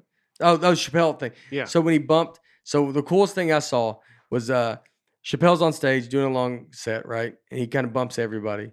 And then Dave Attell is, I think, the funniest, pound for pound, the funniest comedian that's ever lived. I would go pay to watch Dave Attell. He's the only comic I would go pay to go watch right now. I would pay. And I could go watch every show. I think he's unbelievable and super funny and just doing jokes. Like it's fun jokes, not this big thing. It's not it's not weighing you down. It's not like you got to go watch it. And it's like, great point. Like Bob, it's just straight up jokes. You're going to laugh the entire time. And so Attell walks downstage and Dave Chappelle sees Attell. And Attell's very respected in New York. He's respected everywhere, but Attell's the guy in New York. And Chappelle's on stage and he looks and sees Dave Attell just kind of in the back. And Chappelle goes, oh, what's up, Dave? He's like, did you go on yet? And Attell goes, no. And Chappelle goes, all right, good night, everybody. Dave Attell. And walked off. Because he was like, I'll bump everybody, but I can't. Even though Chappelle's more famous than Attell. Yeah. You can't bump Attell. That's so cool. And so you don't, like, that's the deal. Like the highest sign of respect ever. Is he just immediately got off stage and just was like, all right. I saw you get bumped once by No He Didn't. That is true. wait, what? Do you know this story? A comic can No. great. I come back to Nashville. This is not that long ago. Nate's done multiple Tonight Show sets, and he's Maybe 8 years ago. Has it been that long? I think so. But you were still I've already done. Yeah, I've done Conan, Tonight Show. I mean, you're headlining clubs. Yeah, right? yeah. I'm You're not a headlining clubs. nobody at this point. I don't think I didn't. I haven't done Netflix. That's it. Okay, but Yeah. but you're doing great. We go to Spanky's, a bar here in Nashville, Yeah. and Open mic bar. open mic You Tuesday can night. smoke it. You can Yeah. still smoke cigarettes in it. Right. Yeah. And we sign up on the list. We wait. We're like number 20 and 21 or whatever. Not getting moved up at all. No one's told me a favor being like, yeah, he gets to go up whenever he wants to go up. So we just sit there, everyone, and we wait. I mean, I should wait, but he shouldn't. So Nate's waiting, and a little bit before it's time, Nate's turn, the host comes up and says, "Hey, no, he didn't. Is just dropped in, and he's gonna go up before you, so we're gonna have to bump you." He got bumped. I mean, I got bumped. We got a spike. He goes by no, he in. didn't. Wow. What's funny is I was like texting with Mark Maron, Yeah, who I'm friends with. I'm not trying to just say I'm doing this stuff. These are just, I've been in comedy for 17 years, so Yeah. that was my friend. But it was funny too to be like, I'm texting with Maron. Like it's just, and I texted him, I said, I just got bumped by a guy called No He Didn't. And Maron loved it. who was white, by the way. Yeah. No, stop. Yeah. Yeah. White Serious? comic by name No He Didn't. Yeah, I guess that's what the name means. but Yeah. I mean, you're talking about the greatest comedians in the world. That's the difference. Like, you've been doing comedy 17 years. Mm-hmm. I've been doing about 13. 17 and a half. Not that big a difference in time wise, but I've spent my entire 13 years in Nashville, whereas you went Chicago, New York for 9, and then Mhm. LA. Yeah. So that's Brian was excited for No He Didn't. He was like, I was. "Man, I was this is- actually. I've done your length of comedy now, not here. Uh-huh. Yeah, you're exactly right. I got it because I knew who No He This Didn't is a was. star-studded evening. Yeah. He walked Spanky's. over and goes, look, I know it's insane, but you don't know really who he is. Yeah. He's actually a pretty big deal. Yeah. He was big on the Open Spanky mic. scene. Open mic. Wow. And then, yeah. I think now I get to go up. Well, If I go. that's because Spanky's closed. But yeah, that's really, And No He Didn't's not on the circuit Yeah. as much as he used to Was be. it No He Didn't or Noah He Didn't? Well, no, he didn't. Yeah, I think it was a play on words. I think But it was Noah. Was I think Yeah, but he didn't want his mom to come see him. Now, when you hear that, you're like, so he's 22. He's 50. Yeah. Oh, Yeah. Yeah, he's 50 years old. Yeah. And he doesn't want his elderly mom, because he can be a little raunchy, Right. to Yeah. like see the advertisement that he is performing, which it's an open mic that is unadvertised and not it wasn't like no he didn't was on the brochure, the Yeah. flyer, and they're like, who's this Nate Bargatze guy? No, he didn't. That's what I'm waiting for. It's great. I got bumped. Or one time I remember when I was running a Conan set. And so the deal was, when you needed to run a set for late night, you could just go to comedy clubs and go, hey, I just need 5 minutes. I'm doing the Letterman tomorrow. And then every comedy club is like, yeah, obviously. And then they get to go up. That's the deal. That's the thing that you love about getting these late night sets, is you get to go walk around and do that. So when I was first doing Conan in New York, I did that. It was the second time, I think. And I was like, all right, I'm going to go do like 7 sets. I was starting super early at like 5 p.m. at some open mic. And I go into the open mic. I was like, hey, I'm doing Conan. Do you think I can go on? And the guy's like, he's like, yeah, you can go on at the end. You can just sign up last. And I was like, but I know, but I'm taping Conan O'Brien tomorrow. Like, so can I'm trying to do a bunch of shows tonight. Can I try to go up? And the guy's like, yeah, at the end, at 28, we're at 8. And then I just had to leave, and he wouldn't let me go up. Mm. And because it's like that guy's world. It was like, I mean, I might as well have just been like, I'm doing stand-up comedy on the moon. Mhm. And he'd be like, all right, man, whatever. Just do at back of the line. Like it didn't register. Like nothing really meant to him. Yeah. I always liked it. I liked being told no, though. I thought it was very funny. Bill Burr had that at Ha. He talked about it on his podcast. There's a comedy club, I think, called Ha in Times Square, where they go and they hand out these flyers and they lie. They'll tell you, like, Jerry Seinfeld's on the show, Dane Cook. They used to always say Dane Cook, like Bill Burr. Yeah. And people are like, whoa. And then they go in, it's like some weird room Yeah. upstairs and whatever. So they honestly say Burr is on the show. And Burr was in like New York this before the pandemic, and went up there and was like, can I get on? And they were like, I mean, who are you? And he's like, I'm Bill Burr. And the guy, I just don't think knew him, is like, we're pretty booked tonight. And he's like, like Burr sold out the Garden. Yeah. You're using his name as like, and he's like, all right. And then he just didn't, I don't think, got up. That's and crazy. Like, it's crazy. How do you That's not know? so He's the funny. guy. He's the main guy now. Yeah. Yeah. Let's read some of these other questions. All right. So did you ever consider quitting? Was there ever a time where you were like, I don't know if this is gonna work? We had one conversation. I could even drive you to the spot where it's at. It was we're driving by our house, where Laura said, how long would you do this? Mhm. If it wasn't going. And I just said, I was like, well, forever. But that, yeah, I never really hit a spot where I thought I had to quit. Yeah. I never, there was never a moment. There's definitely frustrating times. There's been, plenty of frustrating times. Look, I always say people, as a comic, you either make it at 20 or 40. Yeah. I don't think anybody makes it in the middle. You get a long road ahead of you, Aaron. Bates still got some time. Also, never at 50. So he has a I'm 2-year done. window. But I honestly think if you really look at everybody's success, 20 to 40, that's when people make it. They either come out of the gate, get grabbed up, you're famous, or you have to wait till you're 40 and you're Burr, Louis, you're these guys that have been around for a long time. And but I never hit that spot where I had to quit. But there's definitely, it was a long road.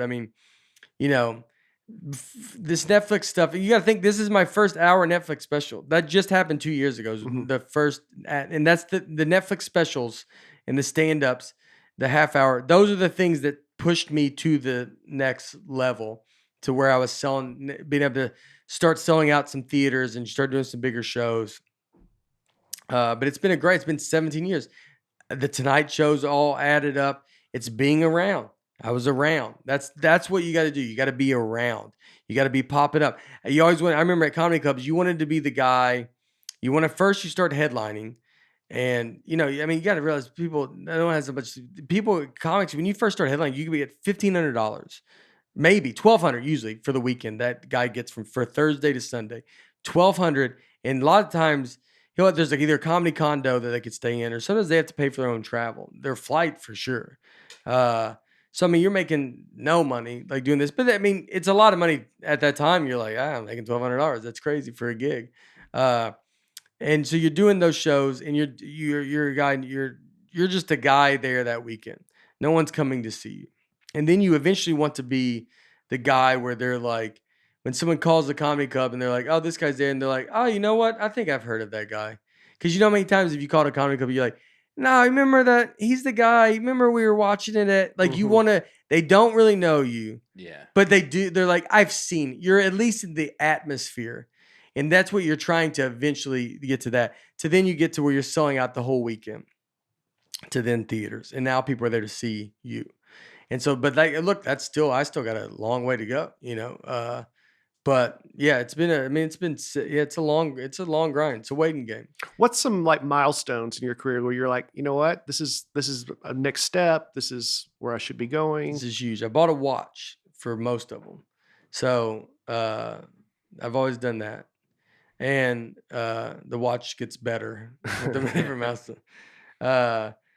I would say, I mean, first one was that CMT was big, but Conan getting the late night that year. 2008 was my first big year.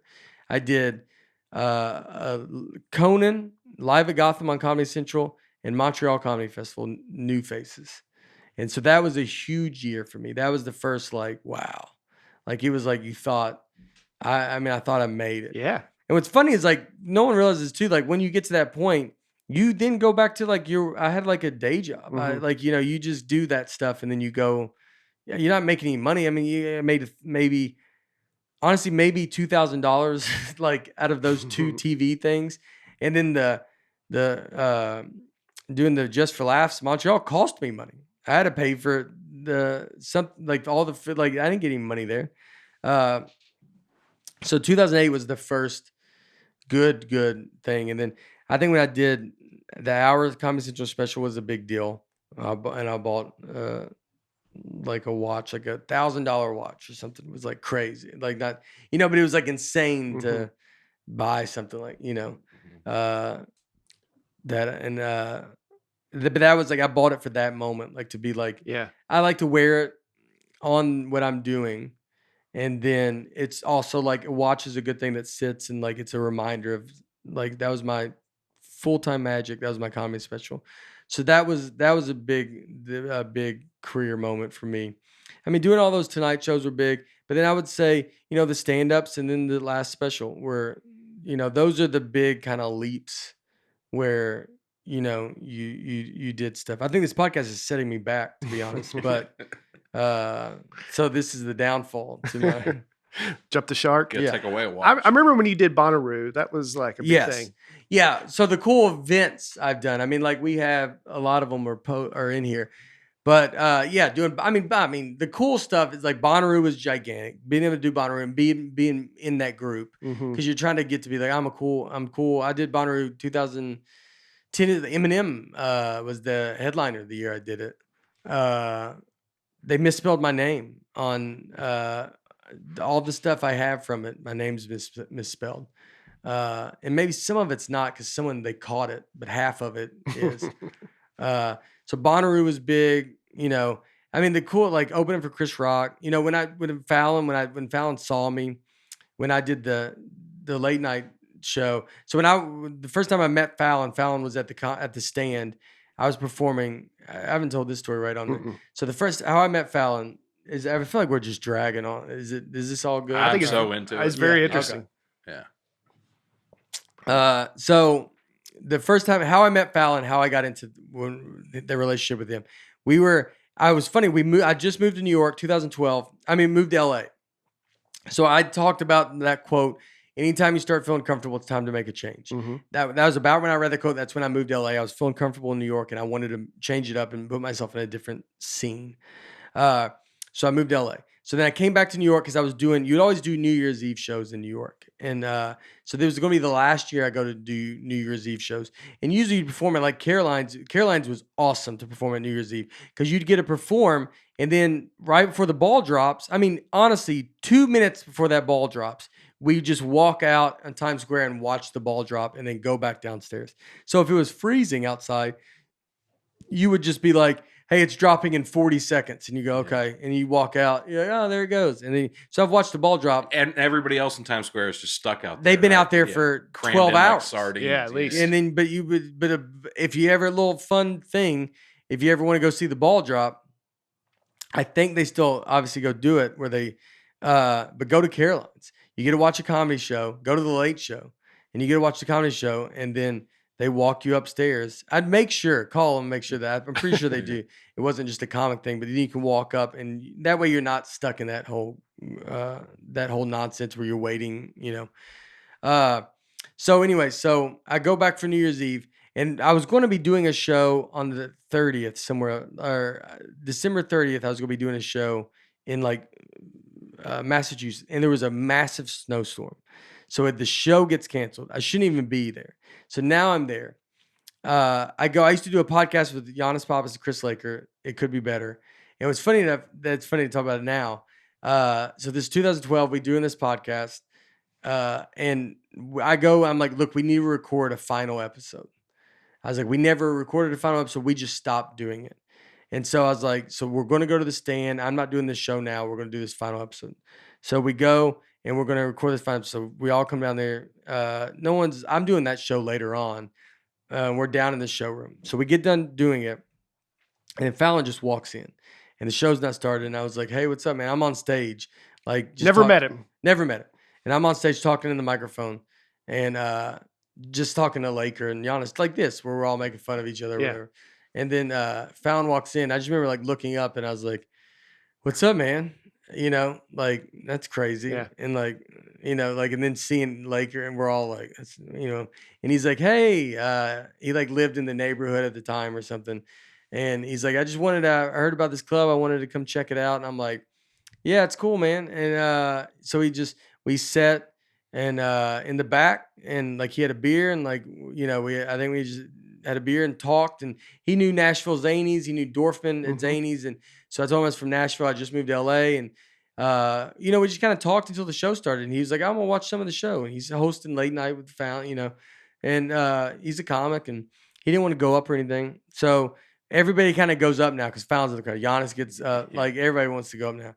And so, and he stayed. And then so I went on. And so we all know he's there. So obviously, since we know he's there, we are bringing it. Mhm. Like it's not, Mhm. I am doing my best of my best.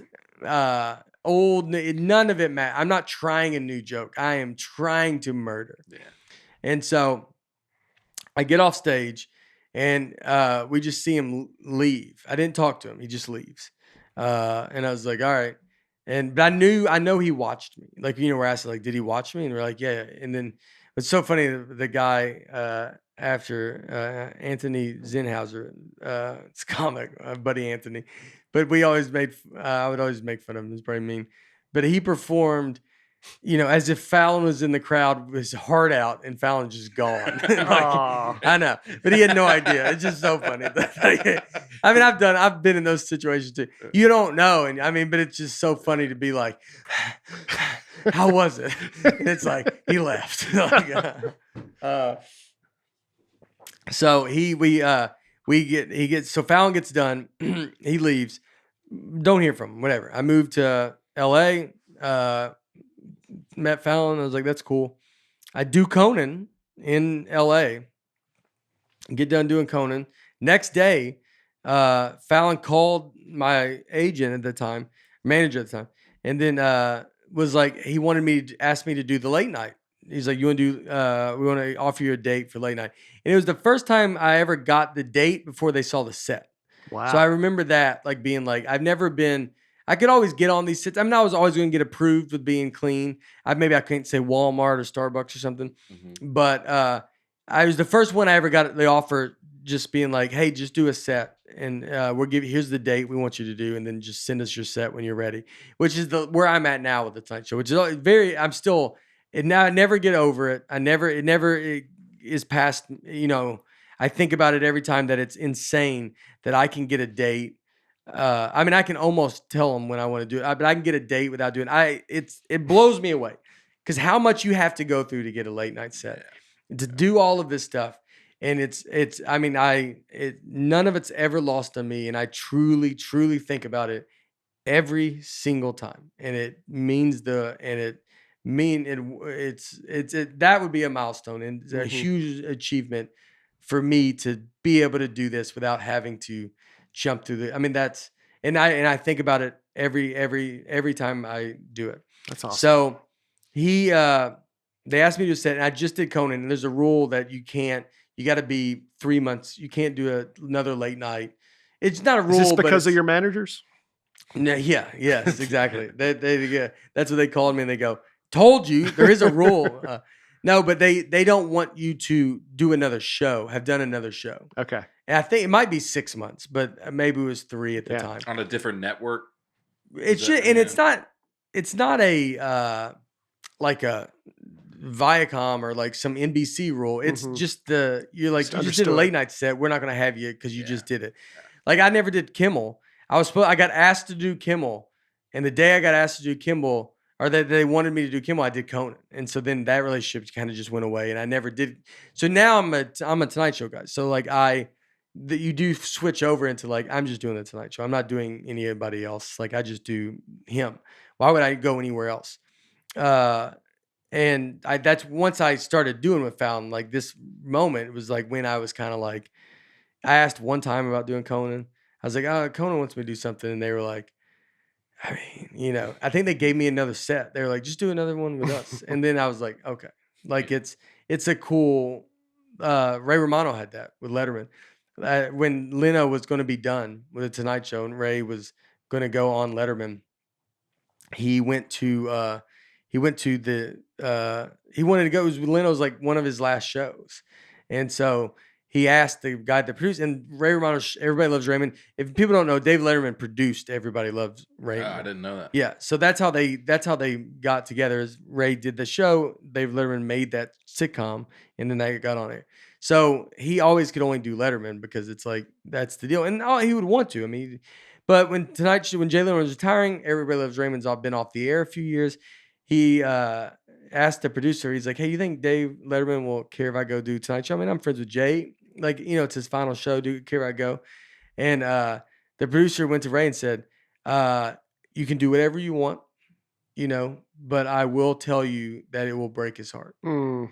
And so the producer said that. So it's not like, I don't know, but the producer said, my opinion is that you can do whatever you want, but it will break his heart. Wow. And then Ray's like, I mean, I can't. Yeah. I can't do that then. So there's a mix of, we have that where you're like, you just be loyal to your guys. So Ray, I get asked to do that show. I go, Fallon also, first day they called and asked me to do late show with Fallon. The next day they called and they said they want to talk to me about producing a sitcom. So this was my first time ever being in that world. And so he wanted to do like Letterman, where it's like we make like an Everybody Loves Raymond. Obviously, mine have never gone. This was 8 years ago. We did it twice. They never went anywhere.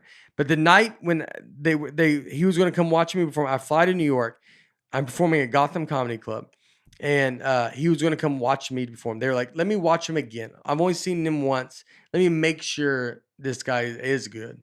I remember going to the comedy club. It was like a Comedy Juice. If you ever go do shows in New York or LA, or if you watch shows, they do these shows, Comedy Juice, and they're notoriously known as amazing shows. And they're both at the Improv, and then I think still Gotham. And so I was doing that show, and I remember going in there, and they're like, "When do you want to go?" Because Fallon was coming down to watch, so it was like everybody's kind of like, everybody's like tense, everybody's like, and so they're like, asked me to go up. I went up. I think the host went first comic and then me, because we didn't want to. I figured I can't make him stay the whole time. Yeah, that's a good spot. And it's a good spot on a show. Yeah. Host goes up, have one comic go up, and then I get to go up. And I was going to do like 15 minutes. And I went up, and that was probably and one of the bigger shows of my career, as far as not a special or something, but as far as what's kind of at stake. Yeah. And so I went up and did the set, and I always say it was like the set went so good. It was as if the audience knew how important it was for me. It's Like awesome. it went unbelievable. And I mean, I murdered. Like it was just, just unreal. And then, so then we went and hung out after. And then, that's where that relationship began.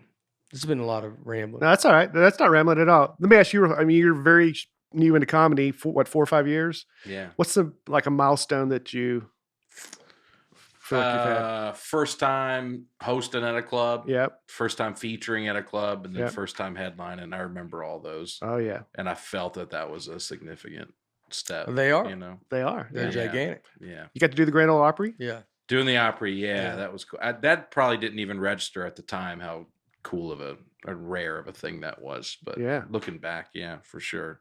Yeah. How about you? You got The first time No He Didn't knew my name. Yeah. I remember that was a big thing. I'll be honest with you, y'all should have opened with y'all's stories. They should have done y'all's first. That's just I'm not trying to make. It's funny to be like. I mean, I'm like, and that's what I'm at Fallon. You're like, Brian, Aaron, go ahead. You're like, well, I MC'd at a club. What are milestones? Yeah, I mean, like we should have done them in the reverse order. I know. I know. But go through yours, Bates. I'd love to hear them. Quitting Channel 5. You said that very sarcastically. Yeah. Go through yours, Bates. I'd love Let's to go hear 'em. through them. We got time. It'll be Yeah. real quick. Go ahead. It's that was very mean. Sorry. No, I mean I don't. Let's speed through them. You're right. I don't want to go through them after yours because it does sound just I'm joking. I'm ridiculous. not talking about mine. It was just very. yeah. I can see the comedy of it. I just went on this long thing, yeah. and then you just throw Aaron. You're like, Aaron, go ahead. What's yours, Aaron? And he's like, I mean, I MC'd, featured, and hosted. Well, you probably remember those same moments too, right? Those are huge moments. Yeah. I'm not saying those are Yeah. big. Those are moments to have. Those are Yeah. gigantic moments. I remember my first MCing was at Zany's in Chicago. Yeah. With piano on stage. First time featuring, I think was for Angela Johnson on the road. I Ooh. remember doing those. It was the first time really going to clubs on the road, and then headlining. One was Montreal, and I went back to the I think the place comedy. It's like maybe it's Comedy Works, but it's not that Comedy Works, but it's in Montreal. And the guy and my Dan Shackey opened for me, and I barely had enough time to do headlining. I bombed super hard, and it was real, and and the audience could tell it was like sad. Yeah. And I just went, and I was like, I can't. I was like, I shouldn't be headlining. I can't. I don't have enough time. I can't talk for this long. And I mean that I've seen that guy. I want to say is JB or something like that. I've seen him recently, like, and he still talks about it. He's like, I was like, dude, I bombed so hard that first week, and he's like, I know it was real bad. Like, and I mean, it was uncomfortable. Yeah. Just Shacky would destroy, Mm. and I just couldn't. I just didn't have enough time. You know, it was almost like it was too soon. Mhm. It was too, you know. But yours quitting working was a big deal. Yeah. Yeah, that's true. When I got to the point where Day job status, when your day jobs get to go away, that's a gigantic deal in comedy. Yeah. When I quit my job and could go full time, that was obviously a big. We were talking about that downstairs before the show Mm. because the next day you and I went on the road to Louisville Yeah, and did shows together. yeah, And yeah, that was a big one for sure. I mean, I remember same things: hosting, first time at Zany's, featuring, first time at Zany's, headlining, all that. I remember I did a show with Henry Cho, and then afterwards we went out to eat, like group of us, and I was like, man, this is a big deal. Like, Yeah. hanging out with this legendary comedian, and Right. and I just remember thinking, wow, I'm happening. I'm doing it. Yeah. Yeah. I'm dude. doing it. When you feel like you're in it, when I was at the cellar, when you're hanging at it, when I got passed at that back, when I got passed at the club, which pass means you were accepted and you can perform there. And I got to sit at that back table, Mhm. and you're allowed to sit back there. Is sitting at that table for the first time a big moment, I bet? It's Yeah. huge. Yeah. I mean, getting to go there. I mean, it's funny to go there now too. And like now when I go, I mean, I can go. I mean, I let them know. I always say I'm coming. I'm definitely not Burr, or Chappelle. Like I can't walk in and I go next. You wouldn't do a 3-hour set there? No, I'm not. But like when I would text them before I come that week, and I'm like, hey, I'm coming in town, and I usually can get spots. I mean, the seller's the best. I mean, and so it's being able to get to that table. I mean, you would not sit at it. I mean, it's an enormous deal that I took very seriously. I would never want to sit at it like before. It was like, nah, I can't. Like, because it was what you wanted. Mhm. I didn't move when I left New York. My thing was I wanted to get passed at every club, and the comic strip was the last one. It's the first one I auditioned for too. First one I auditioned for, and the last one I got passed at. And I got passed at it, honestly, maybe 6 months to a year before I left. Yeah. Part of it's I kind of was getting on stage, so I didn't always go try, but it was at the end. I was like, well, I want to be able to say I've played every club, and I was passed at every club, and that was the last one. Let's get to a topic that I can hang with you on: bombing. Yeah. Let's talk about some of our best bombing Yeah. moments, either us or friends. Yeah. Like, what's a good one for you? It goes, what is it? What are we at? I think we're at about a minute 45. Yeah. I mean, hour 45, Hour excuse 45. All right. How many? Because this might be a two-parter. me. I'm Okay. thinking we could do a two-parter on this. What are we at? Well, as We far got as a questions, lot more questions. Yeah, Right? yeah, A lot more. All yeah. right. I think it's enough. I want to try this. We're going to try a two-part. We can do the bombing. Like, we're going to end on this bombing stories, and then I think we're going to roll into. I want to try a two-parter. I want to see Okay. what it does. I don't want to do 2.5 hours. You want to save the bombing? Should we? Why don't we save the bombing? Let's save the Okay. bombing. Yeah, And, because we got a good run. Yeah, this will be I think bombing Little we could talk about teaser. for a while. Yeah, bombing's great because I love bombing, Yeah. and there's been a bunch of them. So what's where do you think comedy's headed now, or what's some like next steps you Yeah. think? So we're. I think I'm pretty excited about this two-parter. Yeah, Yeah.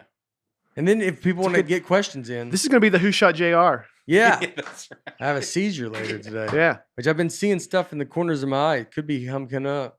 I looked that up. could be what? Sometimes when you seeing turn, floaters. I'll see either two lines or like some flashes. Some of it I read some of it migraines, Yeah. but my head doesn't hurt. I'm sure everybody will tell me what it is next week. It'll be in the comments. I don't know. It's like I see a red dot. They're like, no, it's Brian's nose every time you look at it. Everybody told us they're like, how did you not bring it up? I never noticed. Did you not, like when your nose was red that one time? Wait a minute. So your Sure. friends I'm are not just gonna- telling you like, how in the world did you not talk about that? Why would I bring that up about a friend on a podcast? Thank you, Aaron. Yeah. I don't know, so he doesn't get trashed in front of everybody. I never noticed that stuff. Yeah. I'm, Well, you're around me a lot, so I think it's just the norm. Yeah, I was like, Abigail, my sister, was like, how do you not bring that up? It was Like, so she distracting. just was like, I can't believe that you didn't. And I was like, Oh, well, thank I you, don't Abby. know. So I didn't. It never crossed my mind. Anyway, I don't know where it's just saying. Well, I'm talking about where comedy's headed, or what's Okay, where comedy's headed. I think, as I said, I think comedy is becoming a lot more mainstream. When I first started, when I was in New York City, starting for the first time, the system how you came up through New York was to go to the comedy clubs. You would do the comedy clubs, and you would want to get past the Comedy Cellar, Gotham, Stand, all the ones I've named, Caroline's Comic Strip, Rod Dangerfield's, and you'd want to go and you want to go do all of them, and you'd want to be past at all those clubs. And you could go do other shows, but there wasn't a ton of other shows. There was a show called Rafifi, and that was a big, like, kind of alternative show. Like, I remember Zach Galifianakis was there. I have an email from John Mulaney. John Mulaney used to book that show, and Nick Kroll hosted it, and so it was like that was like the only alternative show that you could do It's outside in of Crashing, Comedy Club. I'm pretty sure. Rafiki. Yeah. Yeah. Yeah. And so that's the only show that you would do that was outside of comedy clubs. And then those shows started popping up, those alt shows, kind of whatever, where you didn't have to do comedy clubs. So after, I was in New York for 4 or 5, 6 years, then people were able to do shows where you're like, oh, I don't even have to go to a comedy club. I mean, there's bars everywhere doing shows and everybody's running shows. And so then that just started spreading it out. So I think stand-up, and I don't know, maybe the audience, it'd be interesting to hear what some audience members, what they think, like how, like just be like how super aware you of comedy, of stand-up comedy, to how not aware. You know what I mean? Mhm. Like, do you know that there's openers? Do you know that there's any? I would actually be very curious to see what some audience thinks of that stuff. How much do they know? You know, or how much are they tracking? How many comics Yeah. do they know outside of me? If you know me, do you know Mike Birbiglia, Gaffigan? Right. Do you know Bird? Do you know Dan Soder? Do you know, like, I got a mix of people that are going to know me that, like a lot of people that know Seinfeld and Gaffigan are not going to know, they won't know me. Like they might, those are your massive Yeah. guys. That's your Walmart. That's your, they know who they are. Right. Versus, if you get to know, if you know me, a lot of times it's like you will know a lot of comics Mhm. because that means you're into comedy. Yeah. Is the fact that you're what's your word? Zeitgeist? Yeah. Is that the word? Zeitgeist. Yeah. Yeah. You're not, is that the proper way to use it? I kind of forgot how you used Well, it. it's in your just now. peripheral. It's Yes. things you know. Yeah. Yes.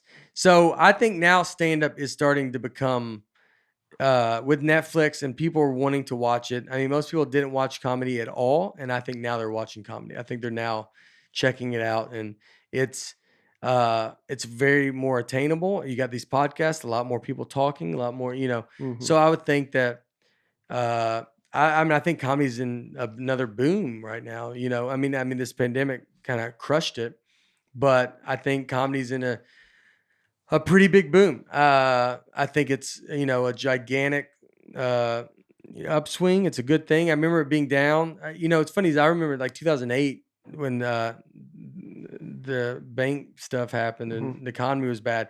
I remember comedy being great, which was very funny to think. I remember people needed to laugh. And so I remember shows being really good during 2008 because people just wanted Yeah. they needed a break. And I mean, I think you're probably into that stuff now where it's like the world is heavy, it's deep, it's a lot of stuff. And so people need breaks and they need to be like, that's why Friends and Seinfeld and all, that's why those shows are getting just devoured Yeah. Yeah. because people are like, I need a separate, I mean, Escape. it is seeping into every form of entertainment I watch. Yeah. Has this nonsense of just the world falling apart. Yeah. Not that's not nonsense, but the world. So it's like everybody's like, well, I need to say it and all this. And so I think comedy now is like that old stuff's getting looked up quick, because people need stuff. They need to be, so I think comedy's in a great place. I mean, would you agree? Would you? Yeah. I hope so. And I think you're right. I think the world needs comedy now more than ever, and the people are kind of seeking it out. Yeah. Yeah. Stand up, I think, is Yeah. better than it's obviously ever been. Do you think stand up ever gets like music? Does it ever get? In what way? No. I mean, No. Oh, you mean as big as music? Yeah. I don't. No. Yeah. It just can't. No. Because it's not passive entertainment; it's active entertainment. Yeah. There's no background comedy. Yeah. It's just impossible. Yeah. I have a lot of people say they listen to my comedy to sleep at night. So mine, I've got very passive comedy. So you want to save these world records? They're kind of Yeah. fun. Yeah. Let's go. Let's, because we're going to be able to do another hour and a half on this. So let's just save it. We've done a long one, and All right. I want to do a part 2. We're going to do comedy part 2. Obviously, this is our forte. Will Forte. Wow. Met him once. Met him after a show once. He saw me at where was it? What's the other alt show? The big awesome show that was in New York. Knitting Factory. No. Before that, man, to get on it was huge. We'll find out in part Whiplash. 2. Oh, okay. Whiplash. And Will Forte was if you did Whiplash, it was unbelievable. And it was just a huge deal to get to do it.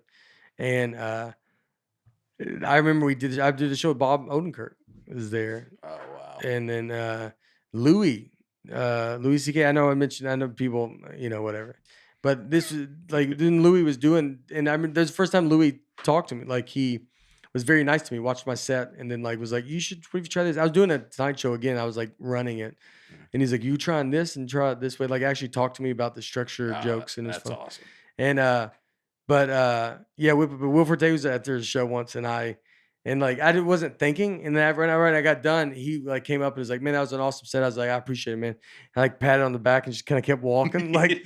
And then like 2 blocks later, someone's like, "Hey, you know that was Will Forte?" And I was like, "Was it?" Like, you know, I was like, "Should I go talk to him again?" And they're like, "It's over now." Oh, you didn't know who it was? No, I didn't. I mean, it was. Yeah, I didn't think about it. It's not Will Forte's like a regular guy. Like, Yeah. Yeah. looks like a regular guy. It's not like it's. And you're just in the mindset of like, I appreciate it. Thanks, man. Thank you. Yeah, you're walking through the crowd like Yeah, where everybody's going, great job, great job. You're like, thank you. He's like, hey, great set. I was like, I appreciate Hey, it. thanks man. for coming Yeah. out, dude. I go, thanks for coming out, dude. Make sure you tip the wait staff and stuff, you know. And then just leave. And someone's like, that's Will Forte. He's like, was it? Like, never That's talked funny. to him. Never and spoke to him since then. Him and Jerry Seinfeld. All right. So yeah, part 2. That's fun. I'm Yeah. excited about part 2. Yeah. So yeah, if you have any comedy questions that we did not answer, this is what's great. You need to send them in now. You can so maybe we will be able to get to them and we have a lot more stuff to talk about. But again, as always, thank you guys for listening. Always remember, none of this is lost on us. We truly appreciate it. All the ratings, all the stuff that you're helping us get as we move up in this podcast world. And since live comedy's dead, since it's dead. So, you know, we love you all. Thank you very much. And we'll see you next week.